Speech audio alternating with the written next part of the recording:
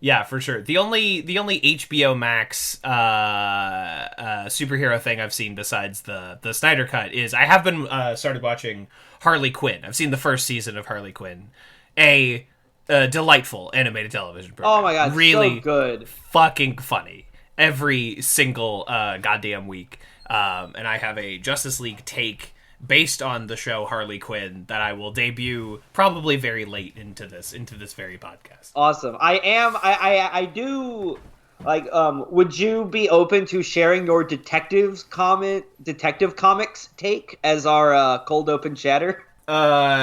Sure. What is my particular Detective Comics? I thought you comics, had take? one. I had one like in the tank. That I have like an oeuvre overview of Detective Comics. I remember when I was showing you that like screenshot, like panel where it's the giant Wonder Woman punching out the Batman who laughs.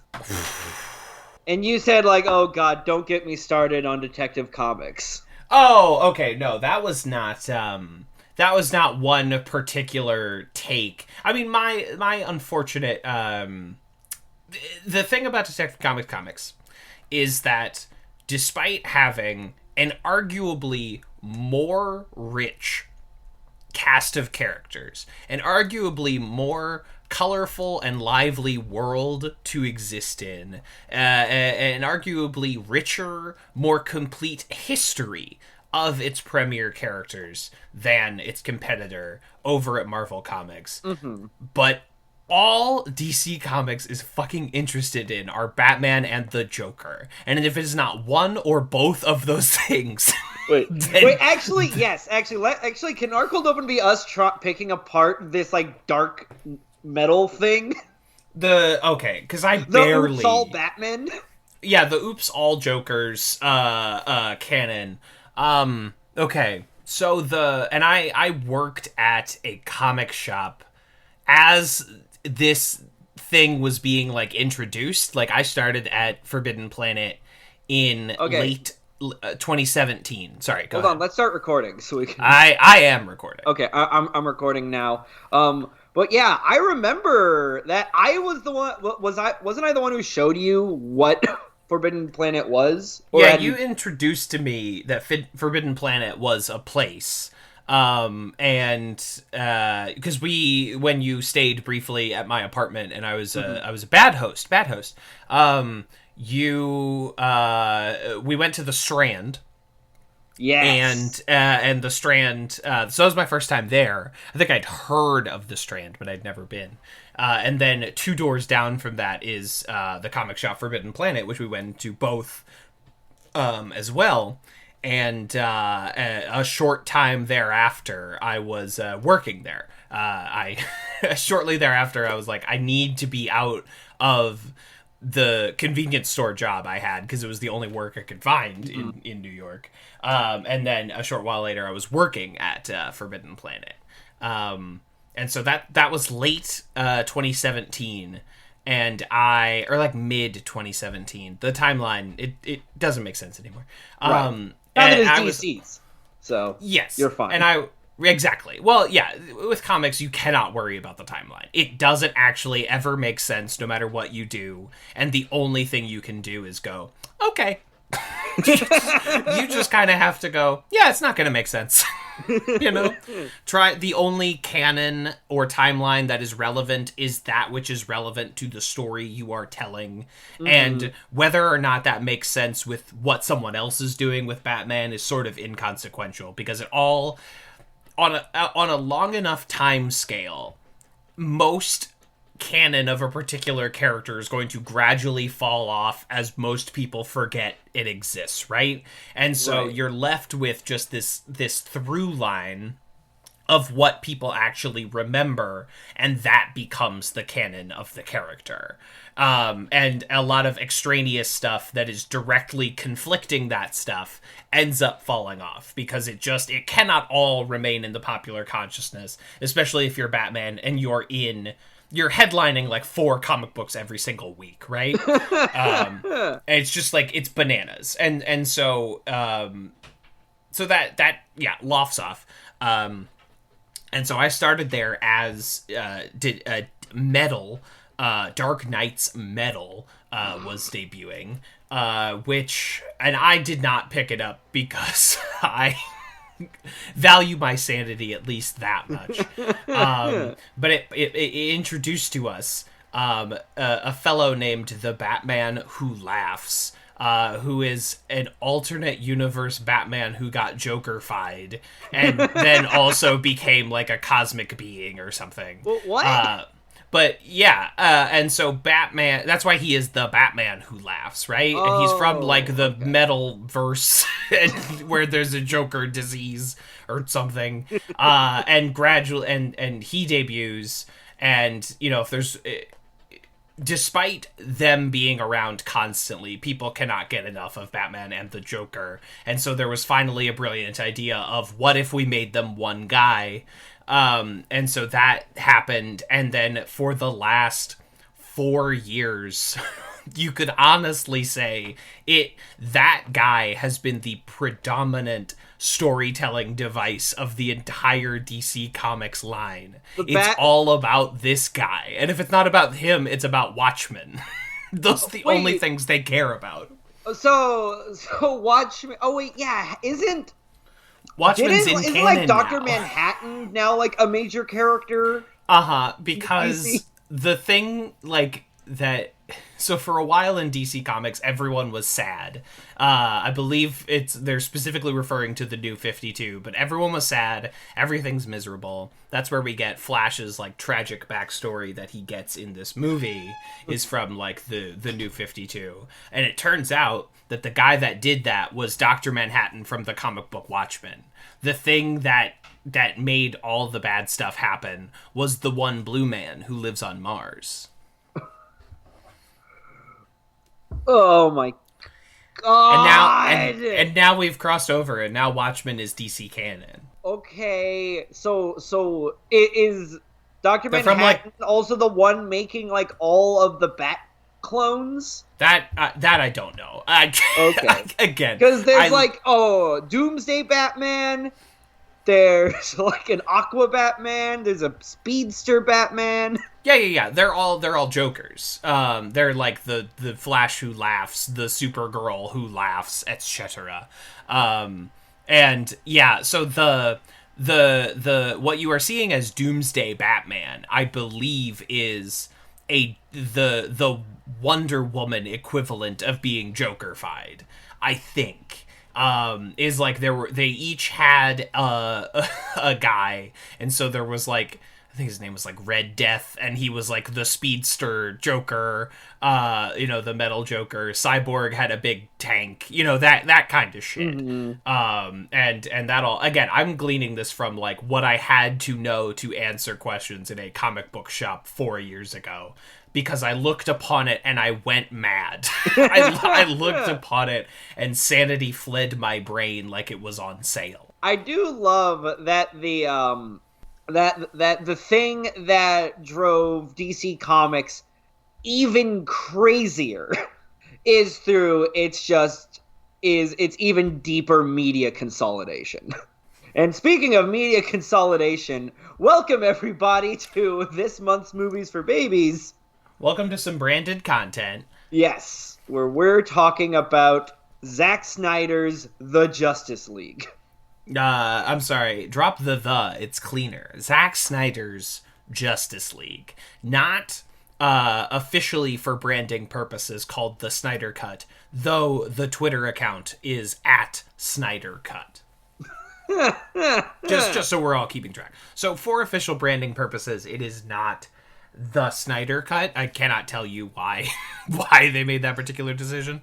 But yes, Zack Snyder's Justice League. And I was wondering how they were going to brand this, because that is the question, right? When you're recutting a film like this, is that like Blade Runner, despite having the 5 different released cuts, is still just called Blade Runner, and you just have to like specify the cut you watched, you know what I mean?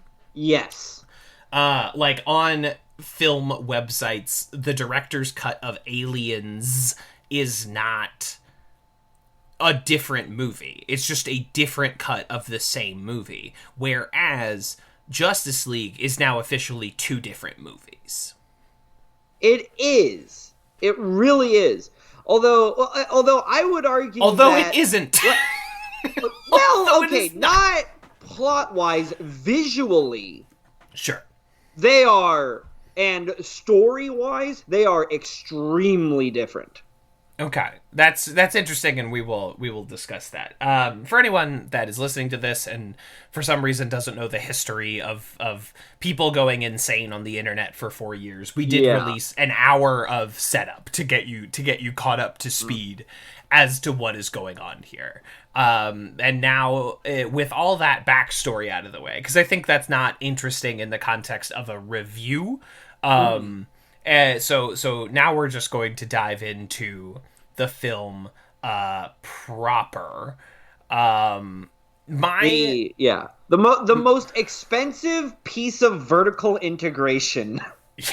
Yeah. Because this isn't just a movie. This is also a promotion for cable service, a promotion for a streaming website, and also the film tie-in to a high-end restaurant. Yes, which of course we can and will discuss. And I think to sum up my issues with what we are about to discuss as clearly as I can, this movie is only interesting as if you know the backstory. Mm-hmm. I don't think it's engaging as a piece of film, but it is a fascinating cultural object. It's a fascinating piece to discuss, but I do not think it is a particularly engaging 4-hour watch. Kevin, yes. I am going to respectfully disagree. Wow. Okay. I think this movie is quite good. This is... I do think this is Zack Snyder's best movie he's made so far. I'm giving you the runway. This is yours. It is. Admittedly, I haven't seen Guardians, Legends of Ga'Hoole. Probably not that one. I'm just going to say it's that's Legends of the Guardians, the Owls of Ga'Hoole. That is its Christian name. Not to be confused with Rise of the Guardians, or The Last Guardian, or, of course, those famous Guardians of the Galaxy. Right, naturally. But this movie is... Or Guards. Not to be confused. This is the most hopeful and humanistic Zack Snyder movie I've ever seen. Low bar.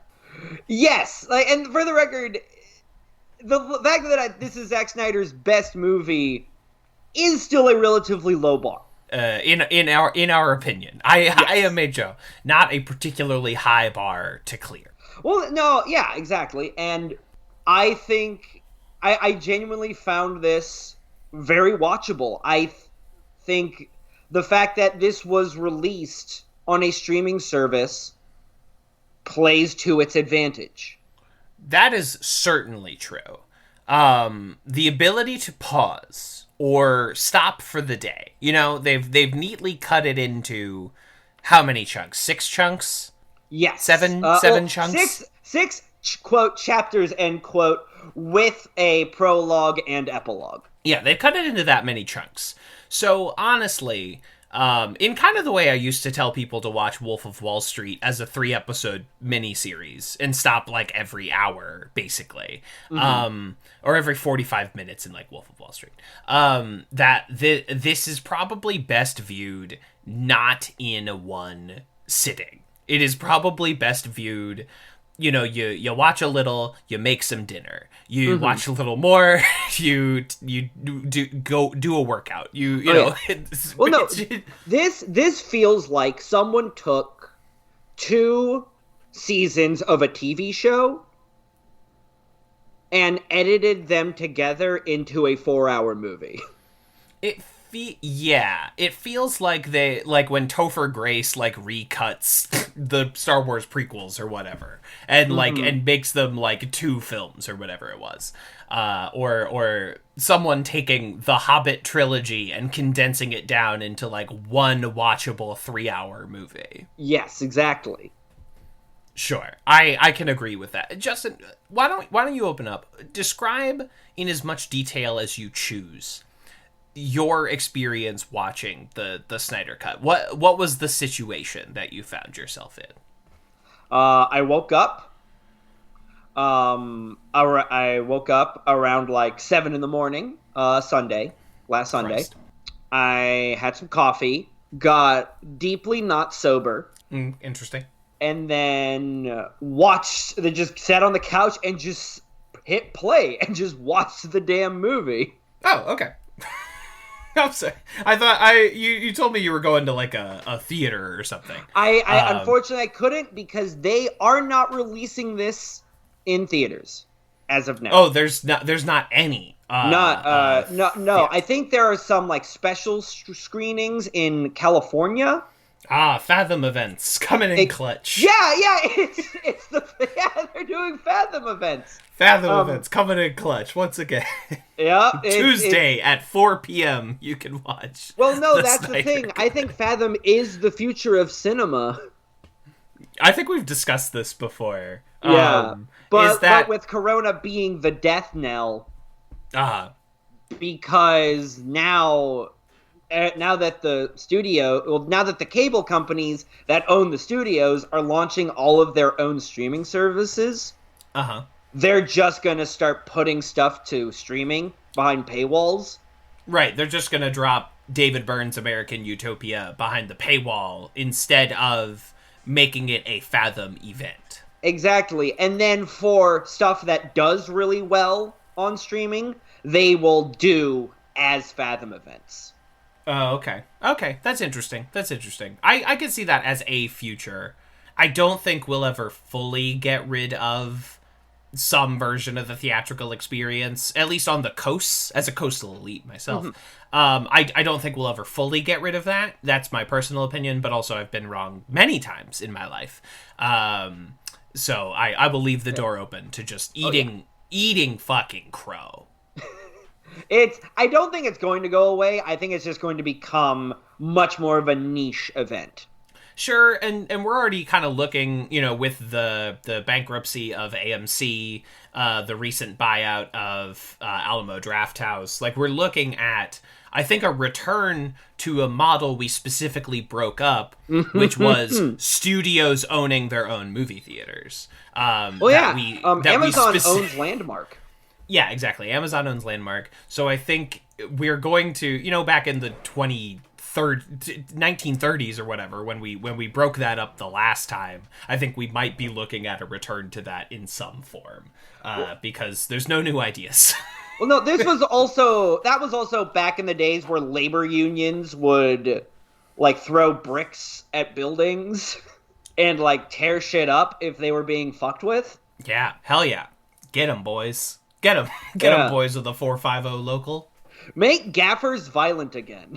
That's right. I think Teamsters should get back to their violent ways. I think every Teamster needs to sit down and remember the glory days when they would fuck up a building for no reason.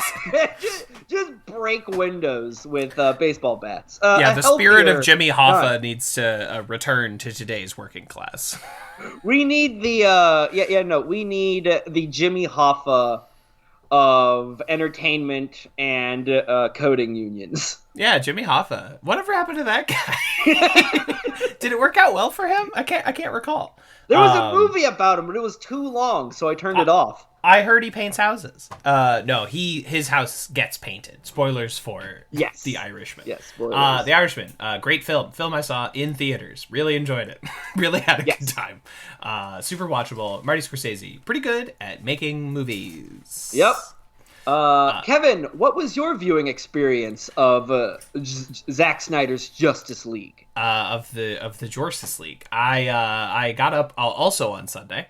Got up early. I got my dunks, as I have gotten this morning, when I'm just really prepared to settle in for like a long session. Then I sat down, I popped on HBO Max.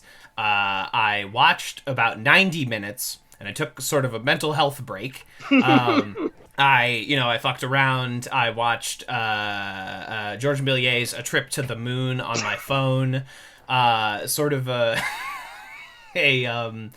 watching as like a break. My brain needed a break from what it was experiencing, so I went back to see what solid objects on film looked like. I wanted to remember what color looked like, so I watched a 1902 silent fantasy film.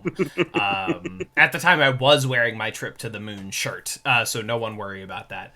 And I watched that. And I had a great time. Sort of a fun charting of fantasy cinema from its nascency to its most current form. Then I did about another 90 and took another break. Just like, made some food, played on my phone for a little bit. Just needed. I wasn't planning these 90-minute breaks, but it seemed to be about all I could handle at a particular sitting.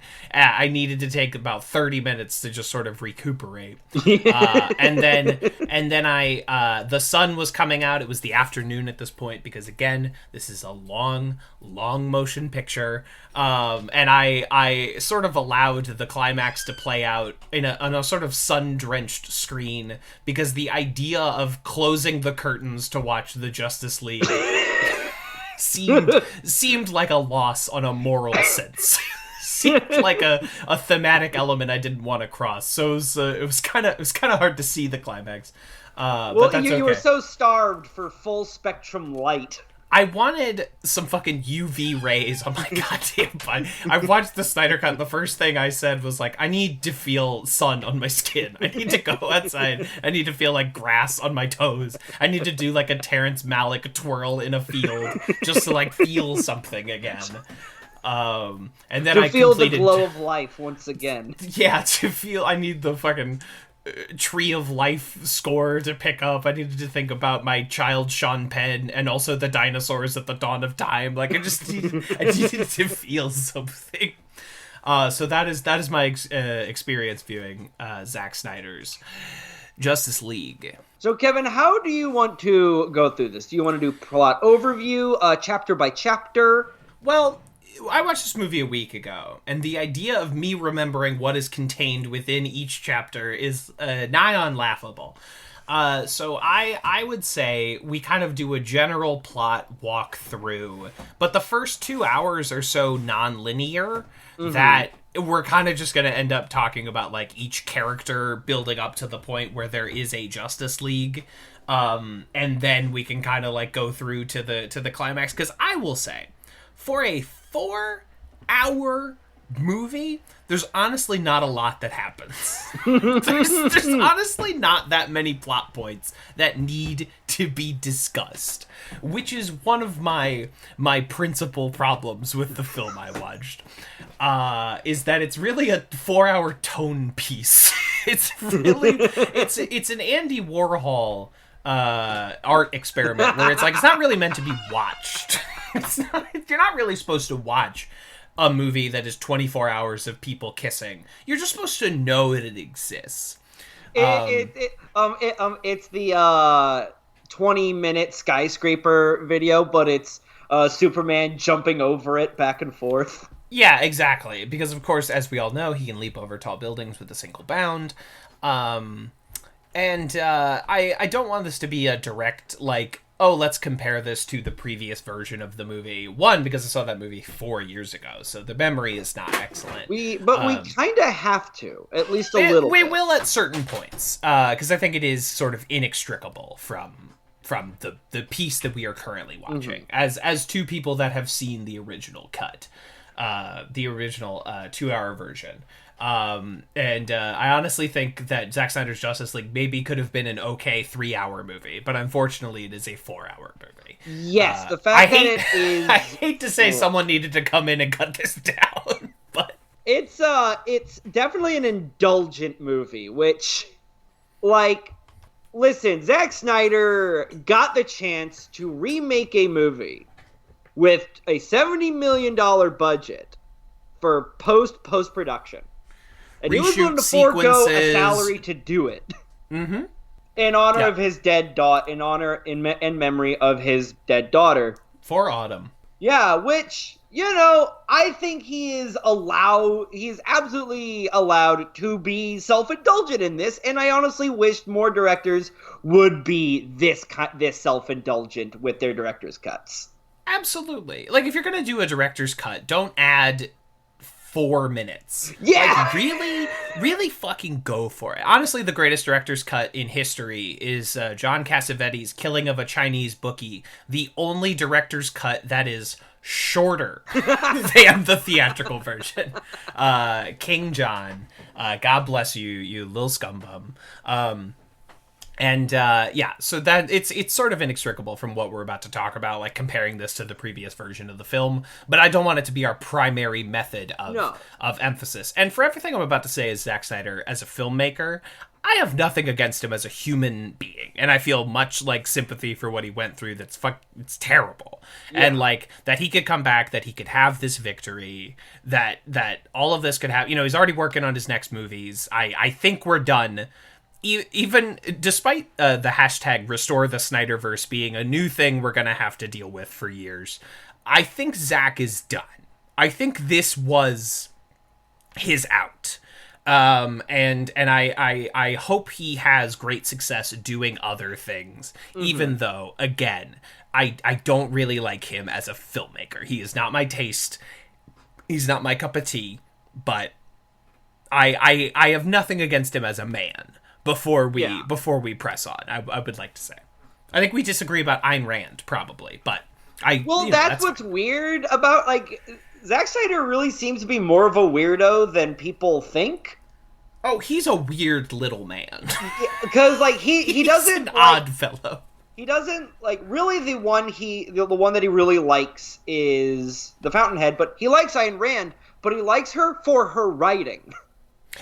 Right. He doesn't... Not her politics. And he doesn't think her writing is very political. He loves the prose, which is one of the most beautifully insane... perspectives. Which even, like, objectivists, a lot of them would admit, isn't good. Like... Yeah, exactly, right? It's that, like, that's not what... We're reading for the ideology. Zack is the only one that reads for the beautiful penmanship, for the elegant constructions of the human that word. Garth Marenghi quote where, like, subtext is for cowards. Oh, God, that's such a beautiful... I know writers that use subtext, and they're all cowards.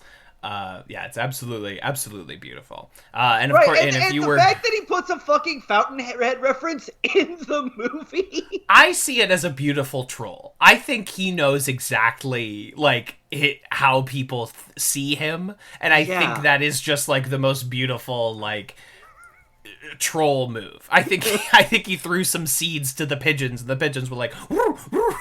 I think it's a beautiful troll that I respect. Because in the theatrical cut of the movie, that newspaper says, like, Superman dead, world bad. You know what I mean? And in the Snyder cut, it's just the plot of Atlas Shrugged is happening. No, not Atlas Shrugged, Fountainhead. Oh, Fountainhead. Okay, I don't know my fucking Fountainhead is the one where the architect is finds a conspiracy where the elite architecture critics are conspiring against him. Those architecture critics, they can end a career. You know, a bad review from an architecture critic, that's a world ender. Yeah, no, his buildings are just too tall and erect to be safely constructed. He's too beautifully masculine. We simply can't allow this. Absolutes. So let's kick it off here. Yes. So the film opens. Superman is getting murdered, and he lets out a big yell, and his big yell wakes up some boxes. Yeah, it's the yell heard round the world. Round the world. Yeah, exactly. The yell heard round the world, literally, as we follow the sound waves of his big yell around the world as they wake up a bunch of mother boxes, because as we find out later in the film, the boxes were scared of Superman. Once Superman is out of the way, the boxes can do their box business, but Superman was holding the boxes at bay. No, right, but Kevin, what is a mother box? Well, in this film or in the Detective Comics universe, because those are two very different answers. Both then. Okay, in the Detective Comics universe, a mother box is basically a smartphone. A mother box is a little thing that from Jack Kirby's Fourth World books.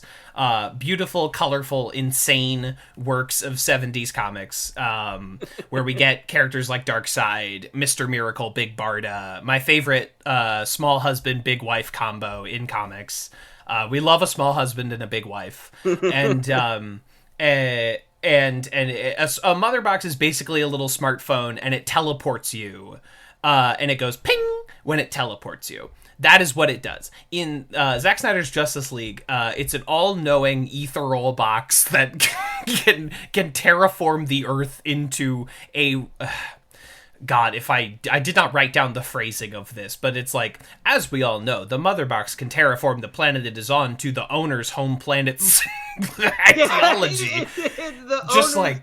It's the same plot as Man of Steel. It's exactly the same plot as Man of Steel. It's exactly the same plot as Man of Steel. But instead of a big turbine in the Indian Ocean, it's three boxes that a little puppy dog uses because he wants to make his planet like his old planet. He wants to impress his uncle. He really wants to impress Uncle Darkseid. Supposedly, the reason the mother boxes respond to Superman is that in the planned Justice League 2 or 3, Superman would reveal to actually be the anti-life equation.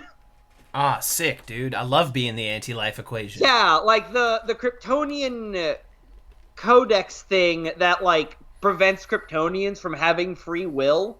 Yeah, the little skull. Yeah. The bone skull is the anti-life equation. The bone flash drive from Man of Steel. Wow. Okay, the anti-life equation.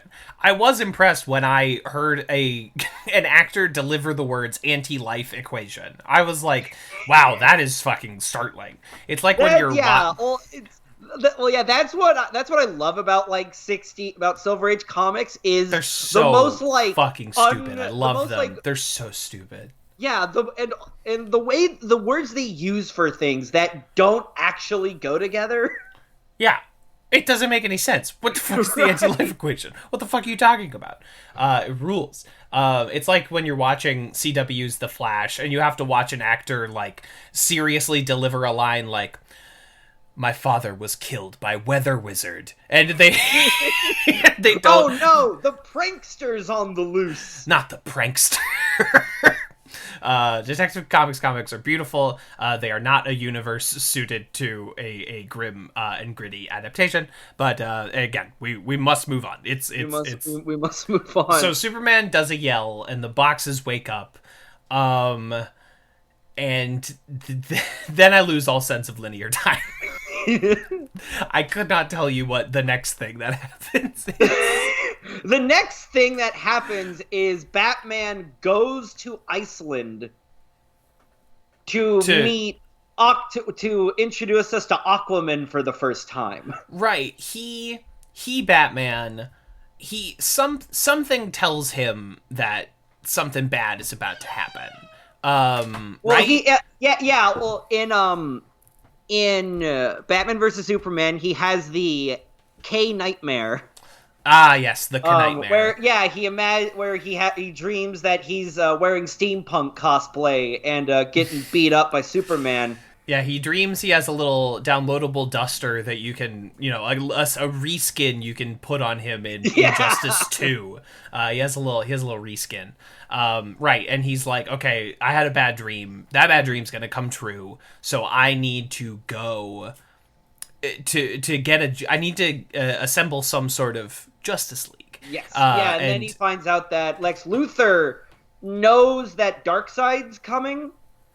Yeah, he knows because he drank the juice or whatever.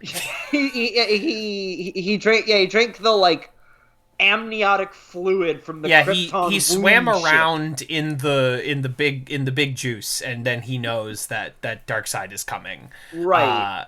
he sees the Steppenwolf, and he because he drank the juice. So Batman, juiceless, goes to Iceland, where he's like, I've heard about some sort of Aquaman. There's some sort of aquatic man. Some sort of aquatic man shows up here in Ice, who is essentially like the god of this Icelandic village, who every winter, when glaciers have closed up the port, shows up to bring food and bring ships and safe harbor here. And actually, that's one of the coolest ideas I've ever heard of Aquaman. That rules. This, like, he is this cryptid for this, like, Icelandic village. You know what I mean? Well, yeah, that's so cool. So why don't we start our performance reviews? Sure. Kevin, what are your thoughts on Jason Momoa as Aquaman? In this film, I think it's a fail. He doesn't really leave much of an impression on me at all beyond being a physical body. But I will say, in the motion picture Aquaman, which has a much better meter on how to use Momoa's tool set as an actor, which is, oh, this guy's a big dumb bro, let's just make Aquaman a big dumb bro. Yeah. I think it's actually a good fun performance. But this film is a fail. They don't really use his tool set at all. No, this movie, he plays it more...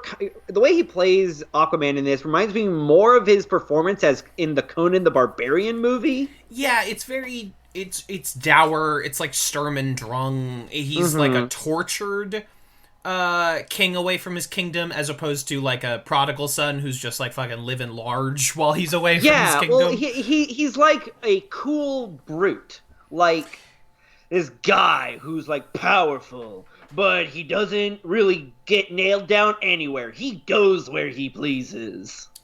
Right, and that is not as fun and interp as I think the extraordinarily colorful James Wan's Aquaman, which I will say this film gave me a full new appreciation of, because Aquaman is so lively and colorful and like bananas. It is a bananas movie. Every 2 seconds they're throwing some new complete reworking of its lore at you. It's like, well, yes, of course, we all know that the crab kingdom hates Orm. Crab kingdom is loyal to the crown. Everyone hates the...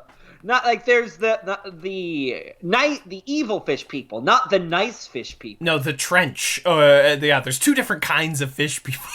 It's like Aquaman is so beautifully bizarre. When Aquaman reveals, changes scenes, it does an establishing shot of the 8th sea. The 8th sea. Which is full of dinosaurs. Yeah, Aquaman goes laughing. To the world of Captain Caveman in the center of the earth. He goes to the hollow earth and finds Nicole Kidman. And it's, guys, watch Aquaman. And the Kraken, voiced by Julia Andrews. Julie Andrews from Sound of Music voices a big Kraken. I don't know, is there anything else I have to say? But yeah, watch it. Enjoy it.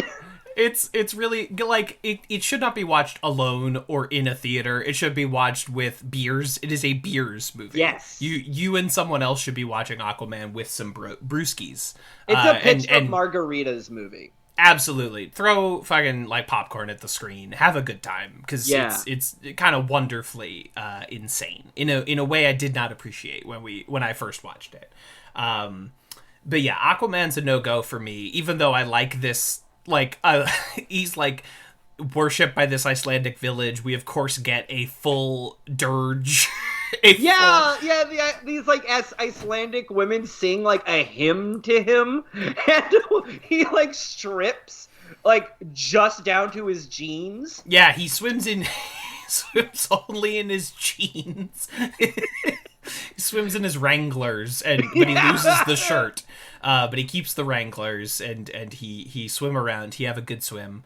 And one of the Icelandians sniffs his sweater, grabs his cable knit sweater, and gives it a big old sniff. Yeah. The scene is not very good. I don't think it's a very good scene between Batman and Aquaman. He's like, "You're out of your mind, Bruce Wayne." Stupid. Well, he doesn't call him Bruce Wayne. He just calls him The first chapter is called "Don't Count on It, Batman." Don't count on it, Batman.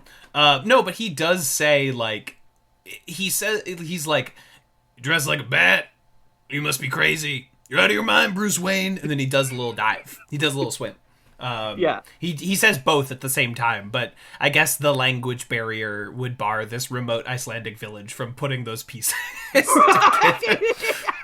No, but they do all know English. Yeah, they do all know English, and they do, like, I don't know, I think it's reasonable that, like, even a remote Icelandic village would maybe know who Elon Musk is. Like, you know what I mean? They know, You know what I mean? notorious, like, world, like, globe-trotting playboy. This is billionaire playboy Bruce Wayne?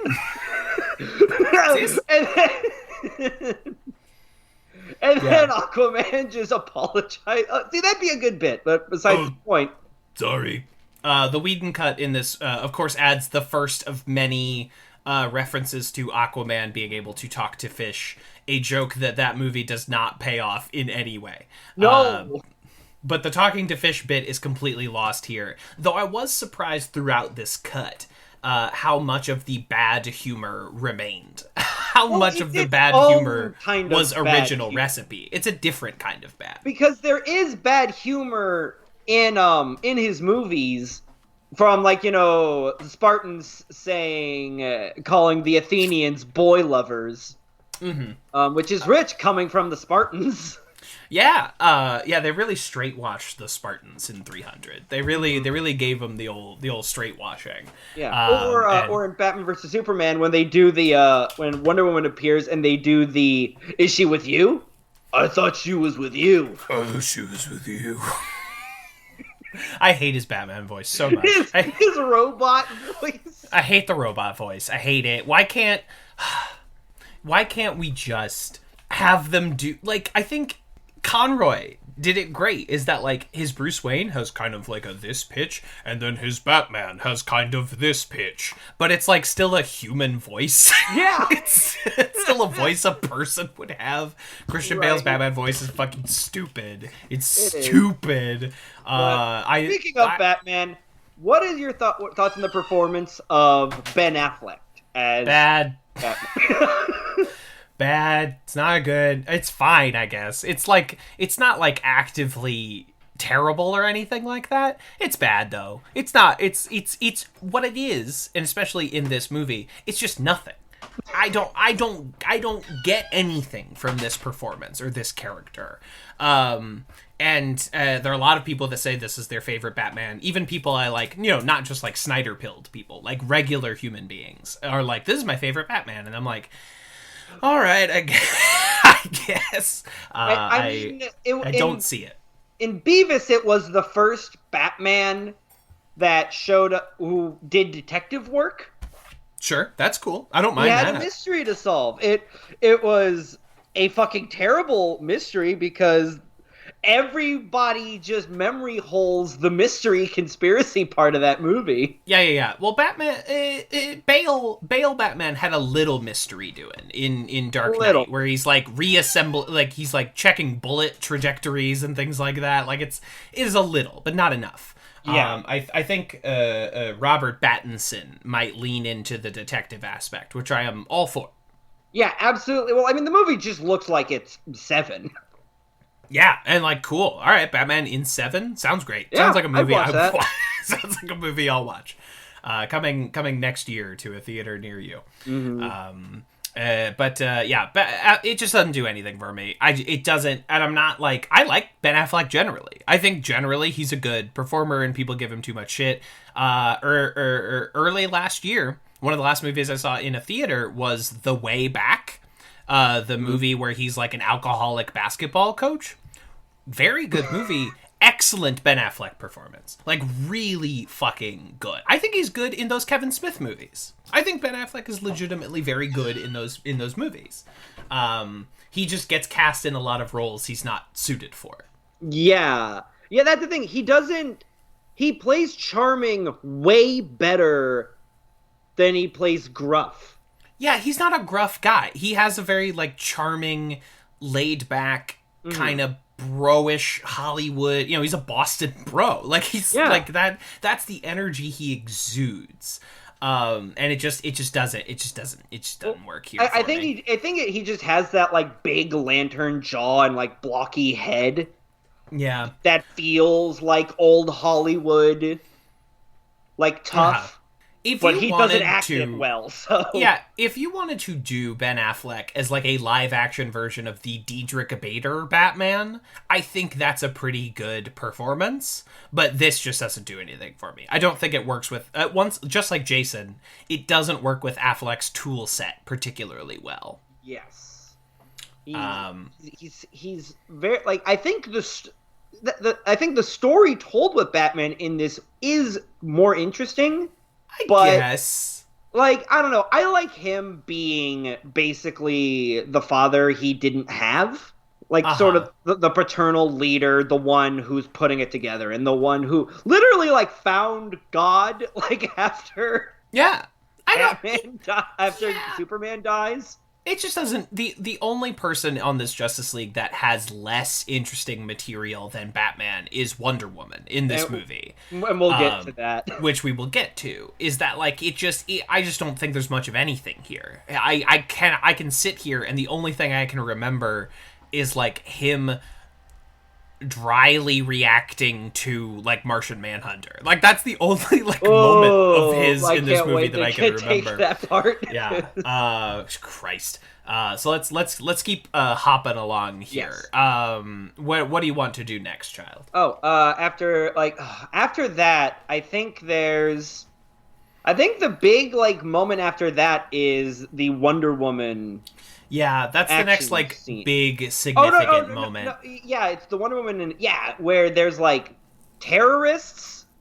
Yeah, there's British terrorists who have taken a bunch of child hostages, even though they do not intend to exchange those hostages for anything, because they're about to blow them all up. And they're like, we're gonna rewind the clock 1,000 years. It's Brexit. They're doing Brexit. Yeah, they're doing a Brexit. The lads are doing a Brexit. Hey, Chief, you want to do a Brexit?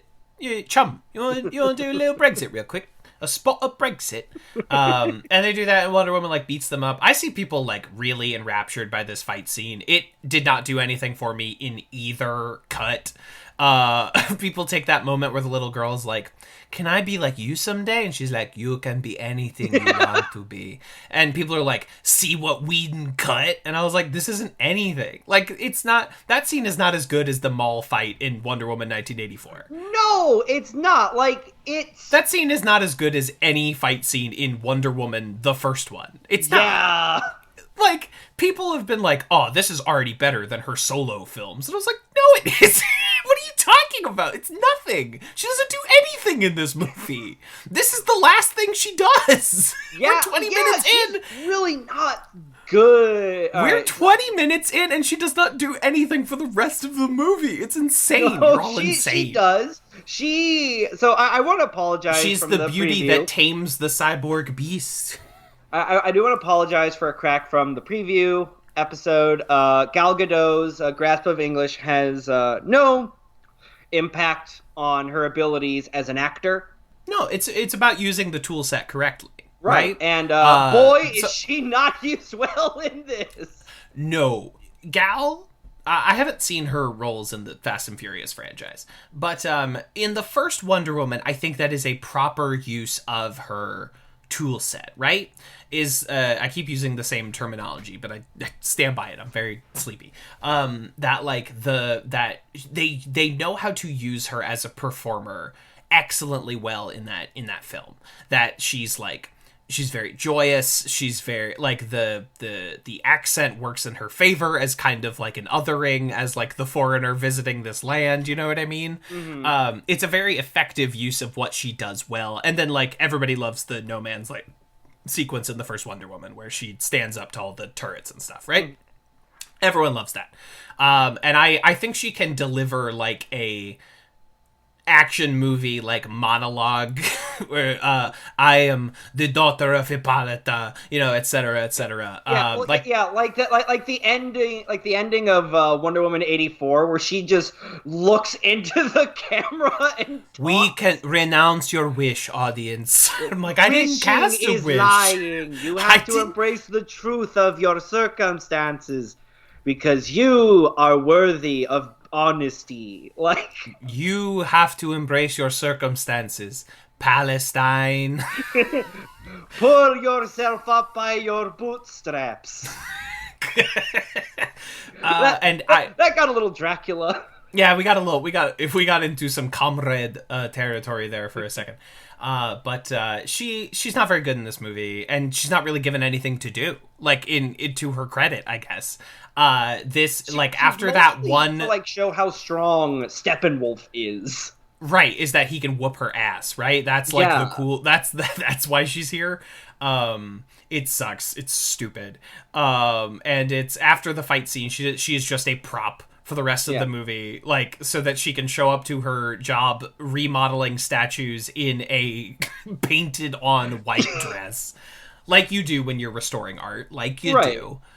Well, no, she does exist mostly to serve exposition, which.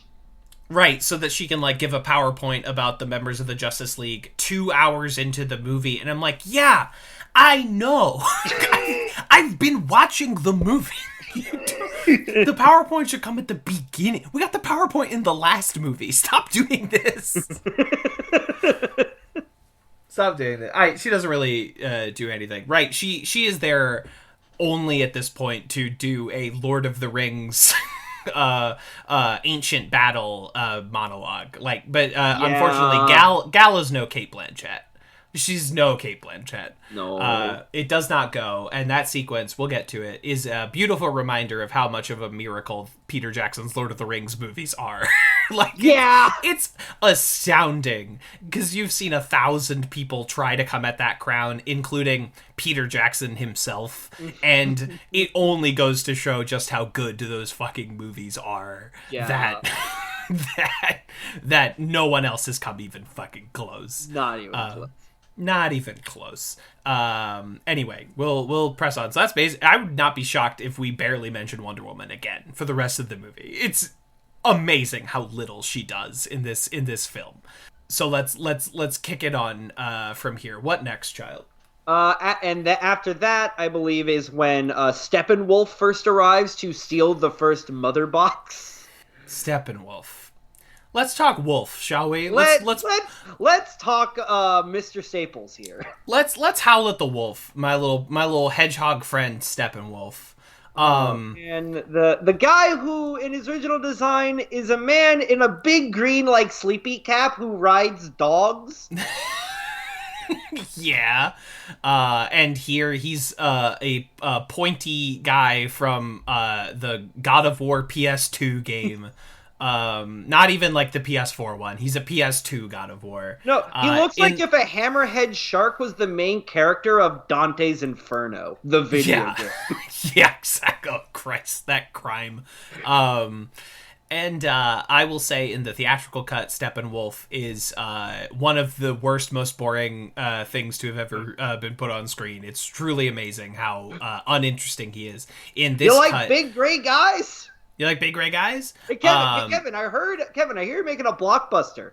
You like big gray guys? You like a big gray guy? Do you want a large gray lad? You want two of them, in fact? Do you want Steppenwolf and Darkseid to have the exact same voice? Do you want them to have exactly the same voice? Yeah! Which incidentally is almost the same as Batman's voice. Uh-huh. Yep. Yep. And I'm like, what, was Keith David busy? You couldn't get Keith to be Darkseid? Was he fucking busy? Was he... You needed to put a voice modulator on some dude? You could... What, you didn't have money for Keith in the Snyder Cut budget? Oh my god. Desaad has the same voice too. Yeah, it's 3 guys with the same voice. It's honestly... astounding. It's truly when you're watching it, you're like, wait, fucking exactly exactly the same. Who's talking? And And it's so... oh my god, they all have the same art design, which Yep. not even, I mean, like, to tie them all together, fine. Although, again, why would you want to make the New Gods one of the most colorful and, like, wildly creatively costumed institutions in comics? Why would you want to sand that down? Why would you want them to look gray and black? Yeah, it's an actual, like, affront to what those characters are, like, there for. It's like, it's actually astounding. It's truly, like, it's like if when Marvel went to space, you know, and instead of it being, like, beautiful and colorful like Guardians and Thor Ragnarok, it was just gray. It was just space rocks. It was all just asteroids. Sucks. It's bad. The only color in this movie is fire. If it is not fire, it is gray. It is. Yeah, that's it's still Zack's. Zack loves his flat colors. Yeah, you are either fire or you are gun, and those are the only colors that exist. And again, that aesthetic worked really well in 300, I think. A movie I don't, like, stand by, but I think does have, like, an interesting look. And then we're just like, oh no, that's just what his movies look like. Well, no, it looks like Sucker Punch. Like, yeah, it looks like Sucker Punch. Yeah, it's not, like, 300 is still really, really distinct when he was trying to stick to a set style. This is Zack doing kind of whatever he wants, which is the look of Sucker Punch. Right, and it's like, you know, there's all these dumb internet fights about, like, the look of Marvel or the look of DC. They're both flat and uninteresting. They can both lose. It's just one is dark and flat and one is bright and flat. But they're both really flat and uninteresting to look at. So we're okay, so Steppenwolf comes in again, in the theatrical cut, he's, like, the least interesting guy. In the Snyder cut, he's still so fucking uninteresting. But now he wants to impress Daddy Darkseid. He's Uncle Starscream. Yeah, he Steppenwolf is Starscream and Megatron is Darkseid. And they just don't he just, like, he makes a puppy dog face once every hour. He's still phenomenally, like, uncompelling as a villain in the film. Yeah, where, like, they try so hard to make him feel sympathetic. I guess it does not go. That dog don't hunt. That's what I mean. Like, they give him such big human eyes.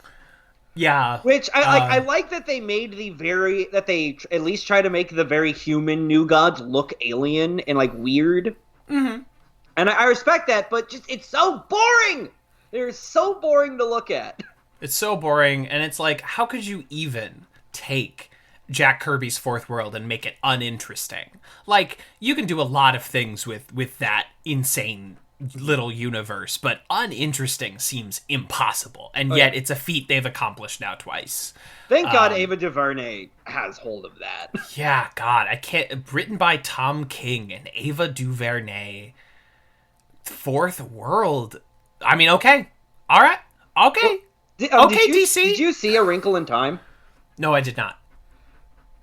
Wild, insane movie. But that is the energy that a Fourth World movie needs, right? Yeah, that's why she's perfect to direct it. Absolutely. I think it's amazing that, like, when she's not, like, directing, you know, documentaries about, like, the American life of black people, she is directing, like, bananas fantasy movies. I think that's cool. I like that. It's so awesome. That's awesome. That's a movie I'll see. Sure. Yeah. Okay, I'll go see fucking New Gods with Ava DuVernay. Sure. All right. Well, she could do Big Barda. She would do an excellent fucking Big Barda and Mr. Miracle. Oh, again, my God, tall and small. That is what I want. Give us our bug. God, give me a big bug. Parademons suck. In this movie, by the way, these are fucking, again, you take, like, an iconic Jack Kirby design, King Kirby, you take an iconic Jack Kirby design and just make it a little bug. It sucks so bad. It's big, really, like, the sci-fi flying monkeys.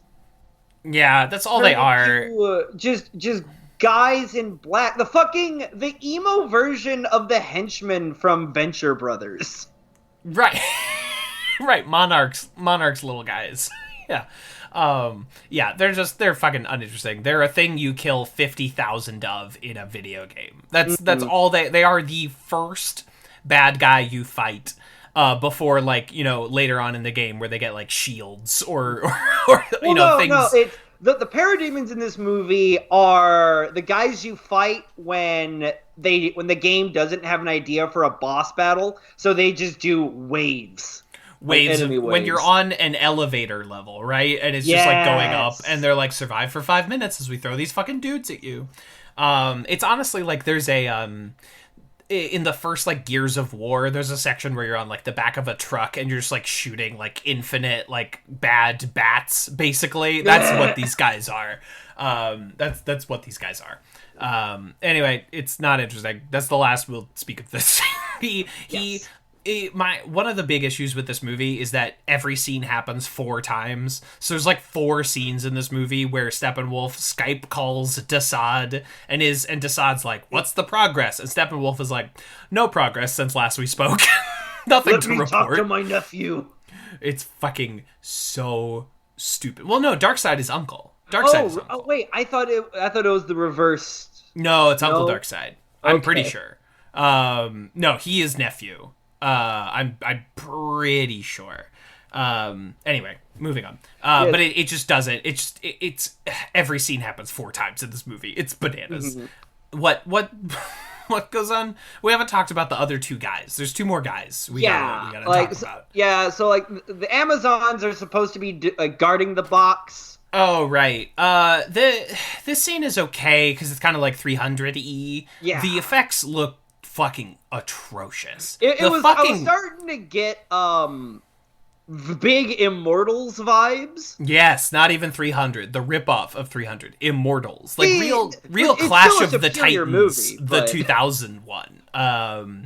Yeah, it's the horse riding effects look so fucking terrible. And I'm like, I don't know, I saw Hidalgo in like 2004. I felt like I was believing a horse. I guess it was because he was on a real horse in the disc. Right. I guess that was the clincher there, is that it was an actual horse. Well, yeah, it looked like if Speed Racer was about horse racing instead of cars. Oh God. But which I would watch if it kept the energy. I mean, sure. Right. Speed Racer builds its entire aesthetic around that look, whereas like this is just like a bad scene. Yeah. It's fine, I guess. You know, Steppenwolf just kills a bunch of anonymous women. Good movie you made, Zack. Just like mows them down. This gets into what a topic we discussed briefly last time, is that Zack Snyder is an avowed nationalist. He loves nations. It just doesn't really matter what the nation is. It can be Sparta, it can be Themyscira, or it can be Atlantis, or you know, Apocalypse. But it's always about the nation and the nation state and how we survive as a nation. That's something he's phenomenally I would argue that Themyscira is not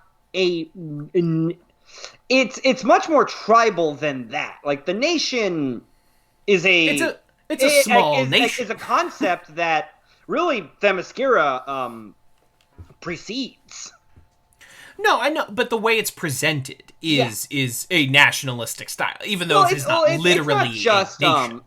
That's argue more of a fantasy trope in general than just this. Because Lord of the Rings is very much about nation states.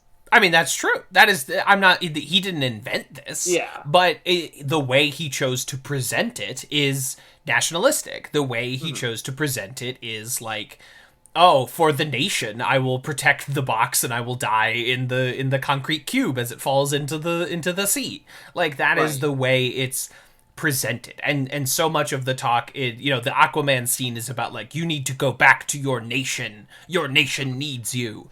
Yes, that's true.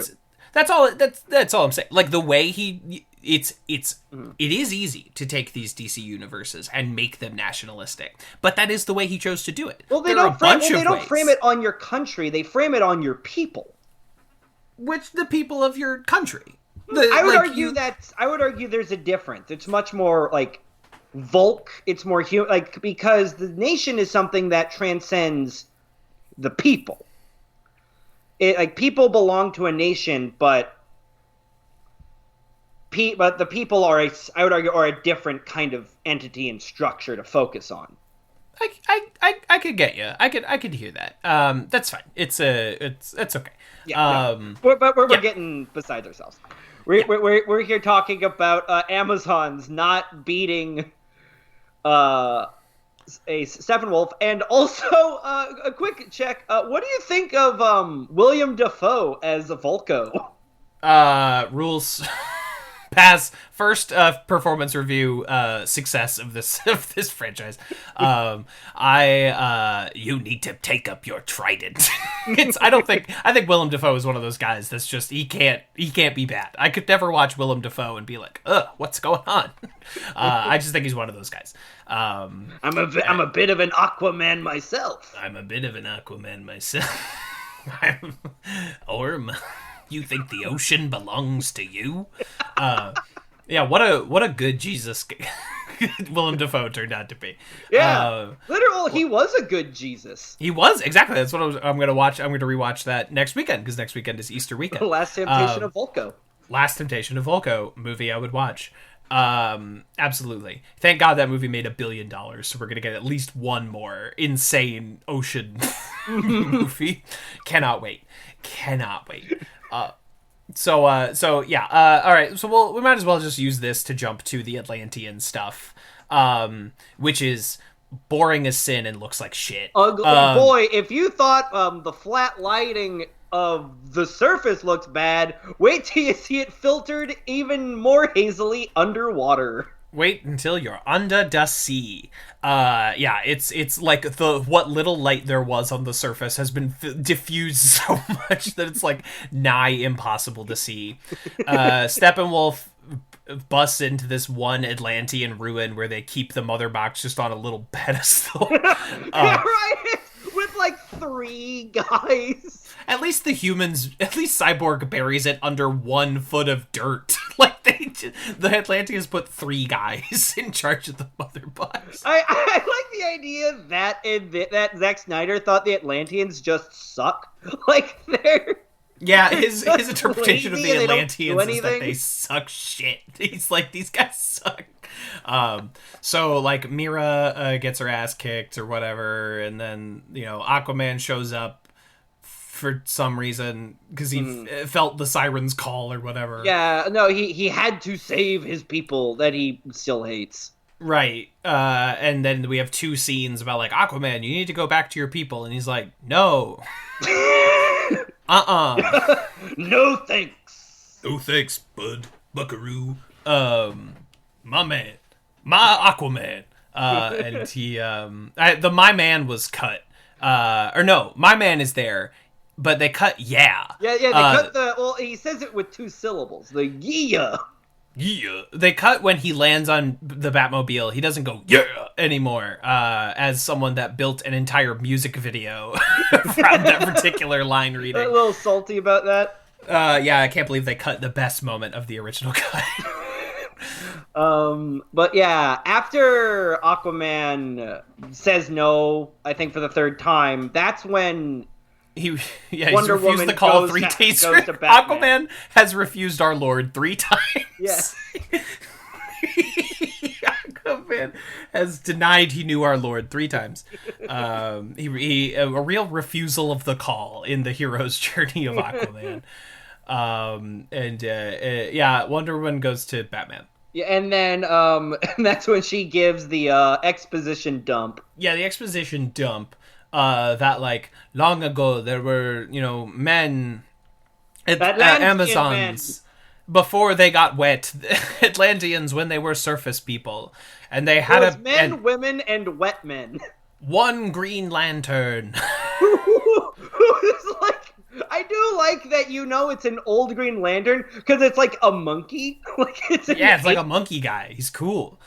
Before the Green Lanterns decided that an Earthman was worthy, right? Before they thought there's apes. We'll give it to a chimpanzee. Right. I don't know about these humans. Yeah, these humans. We're kind of doing a trial run here. Yeah. Before Omar Ray or whatever his name crashes and Hal Jordan gets the ring.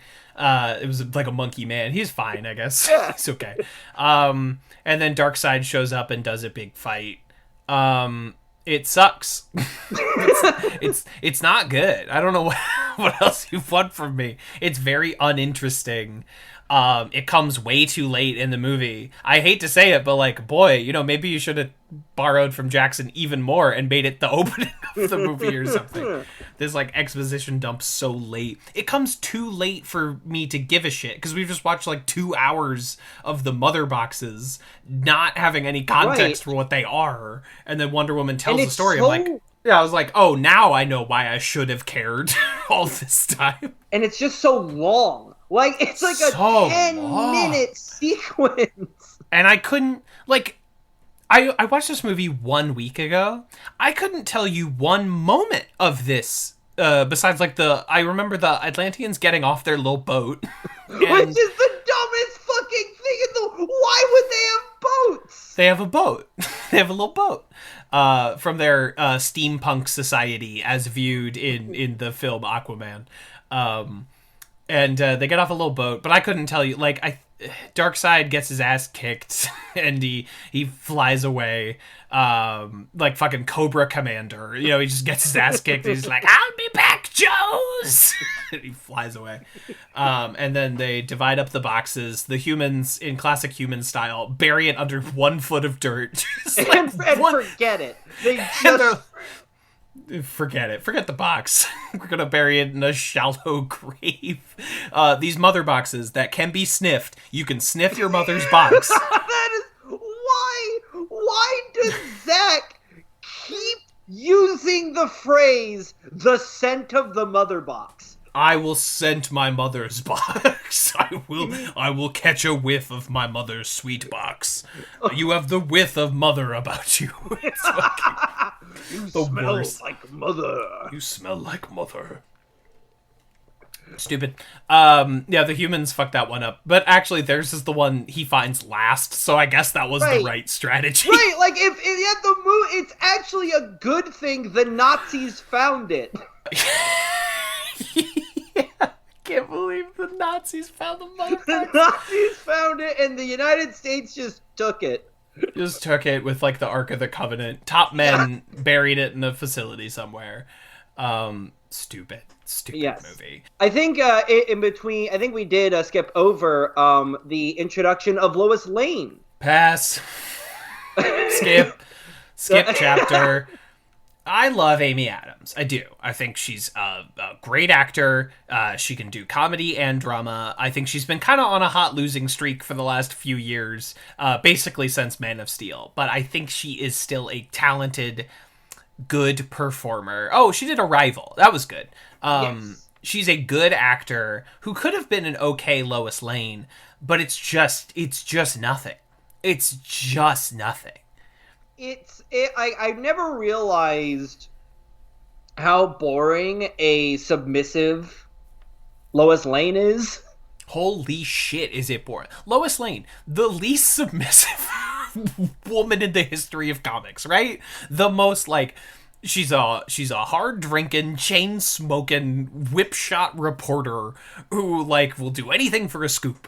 And honestly, they got it with Margot Kidder. I think we've kind of fucked this role up since Margot Kidder. I think she was good, and everything else has been a pale imitation. And Amy, a good performer, she's just sad core. She just doesn't do anything. She's like, oh, my boyfriend died. Guess I'm gonna quit my job and just sit around the apartment doing nothing all the time. This is what happens when you do a Gentile Lois Lane. Sure. She's oh god, Lois Lane needs to be coded Jewish. She just does. Sure. And she's so fucking boring in this. She's just sad and gives coffee to, and she just stops by every day to see the Sees the memorial. cop. Ah, Yeah, she goes boring. every day to Superman's little memorial, and it's a really boring take on this character. When, like, I'm sorry, what? Paget Brewster wasn't answering the phone when you needed Lois Lane? Like, what? Like fucking, like, was everyone else busy? The only Lois Lane moment I can remember from any of these movies is, well, besides it's his mother's name, is in Man of Steel, when she's like exploring the Arctic for some reason, and they're like, well, you got to suit up, ma'am, and she's like, what if I have to go tinkles? And that was the moment I wrote off this interpretation of Lois Lane for the next 8 years. That was like, okay, they boffed this one. Oh my gotta wait for the reboot. The chemistry between her and Henry Cavill is just not there. It's not there, and they're both very hot. I don't think that's the issue. But like, and I'm so glad Henry has broken free of this fucking franchise, and now he's the Witcher. Now he does Mission Impossible movies. I'm just like so glad he's like broken free of. He this was Sherlock shit. Holmes. He was Sherlock Holmes. He was, that movie was fine. But he was Sherlock Holmes. Sherlock Holmes should not be that hot. I'm sorry. Sherlock Holmes should be hot in an odd way. He should not be regular hot. Yeah, he shouldn't be like cut hot. He shouldn't be cut. I think like Johnny Lee Miller is like a good, like, okay, he's hot, but not like matinee idol hot. Yeah. He's hot for a guy who was in Hackers or whatever. He shouldn't look like he'd be in a fireman calendar. Yes, exactly. It's not good. But Cavill, pass on this one as well. Just since we're talking about it. Yeah. I love Henry. He doesn't get anything to do in this movie. He shows up in a black suit, but it took me like 30 minutes to realize it was a black suit because everyone's wearing black. Yeah, and his original suit was dark blue. It's not noticeably different from what came before. Yeah. It's God. But yeah, so Lois Lane, not great. But we also introduce Cyborg. Sure. Well, hold on. Can we, since we're talking about Lois Lane, can we briefly touch on just one of the most bizarre scenes in the entire movie? Sure. Where Diane Lane goes to visit Amy Adams and is like, we gotta, the bank foreclosed on my farm. Yep, I couldn't make the payments because I miss Superman. That's a reasonable thing to happen. She's an old woman and she's lost her husband and her only son, so she's going through it. And she shows up and is like, well, I'm moving out west, and she signs off to Lois. And then, although, like, to a sanctuary city, and I ain't happy about it. Did she move here? I think it doesn't matter. I don't know, because the scene doesn't matter. Yeah, it doesn't matter at all, because it turns out, that Diane Lane is actually Martian Manhunter. Like, Martian Manhunter knew that this is all going on, and basically knew to tell Lois Lane to stop being depressed and, like, get over her grief. He knew that much, but he to go to the memorial, which will be really important later. Yeah, but, don't help in the big fight or anything. Right, don't help fight. Don't help fight Steppenwolf or anything. Martian Manhunter, you little fucking creep. Piece of shit. You piece of shit. I like Harry Lennox, though. I'm glad he got this paycheck. Yeah. Although, like, when Diane Lane shows up later in the movie, I'm like, okay, is that Martian Manhunter or is that Diane Lane? Like, is that, am I supposed to be like, oh, it's Martian Manhunter, or, oh, it's Diane Lane? I can't tell. It's just such an unnecessary complication that goes nowhere. It goes nowhere, it adds to nothing, and it's stupid. Even though I like Martian Manhunter. Got nothing against my boy, John Jones. You know what? I would say in this is a good performance. This is a good Martian Manhunter. Actually, Harry Lennox, pass. Harry Lennox, good job, bud. Yeah. He's been in, like, all of these movies, so it's like, oh, okay, is that, am I supposed to read that as Martian Manhunter now? Because that's interesting. Not interesting enough for me to watch these movies again, though. I think it's meant to be the same. Well, it is the same basic plot point from Supergirl. Yeah. Yeah. Supergirl, much better show. Go watch great Supergirl. Great Superman show, Supergirl. Yeah, it's delightful. Yeah, they just decided to take her and make her Clark Kent, which I'm fine. That's good. You know, she works at a magazine. she has a secret identity where she wears glasses. It's fine. Yeah. It works. It works for what they're doing. Supergirl, good show. Anyway, okay. So now you wanted to talk about Cyborg. Yes. At Star Labs. In case you were wondering, all of these locations are somewhere. Yes, what city is Star Labs in relation to Metropolis? Star Labs Good is guess. in Metropolis. Okay. But Cyborg goes to Gotham University across the bay. Across the bay. I guess it's not that much of a commute because these cities are across the bay from each other. Yeah. Gotham famously in New Jersey. Yeah, it is. It really is just New York City and New Jersey. Well, they're both just New York City, is the thing about Gotham and Metropolis. It's just like New York nighttime and New York daytime. Yes.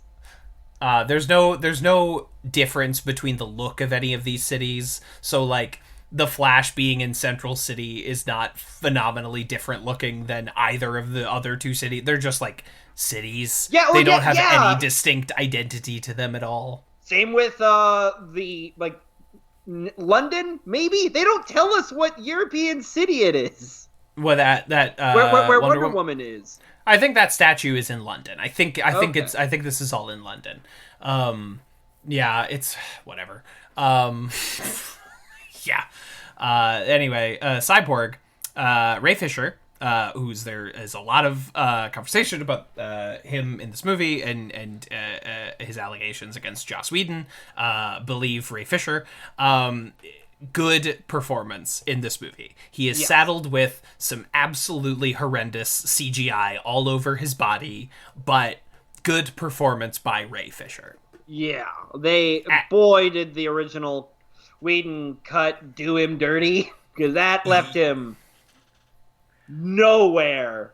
High and dry. Yeah. even though I thought his performance was good, and I remember talking about that as when that movie came out.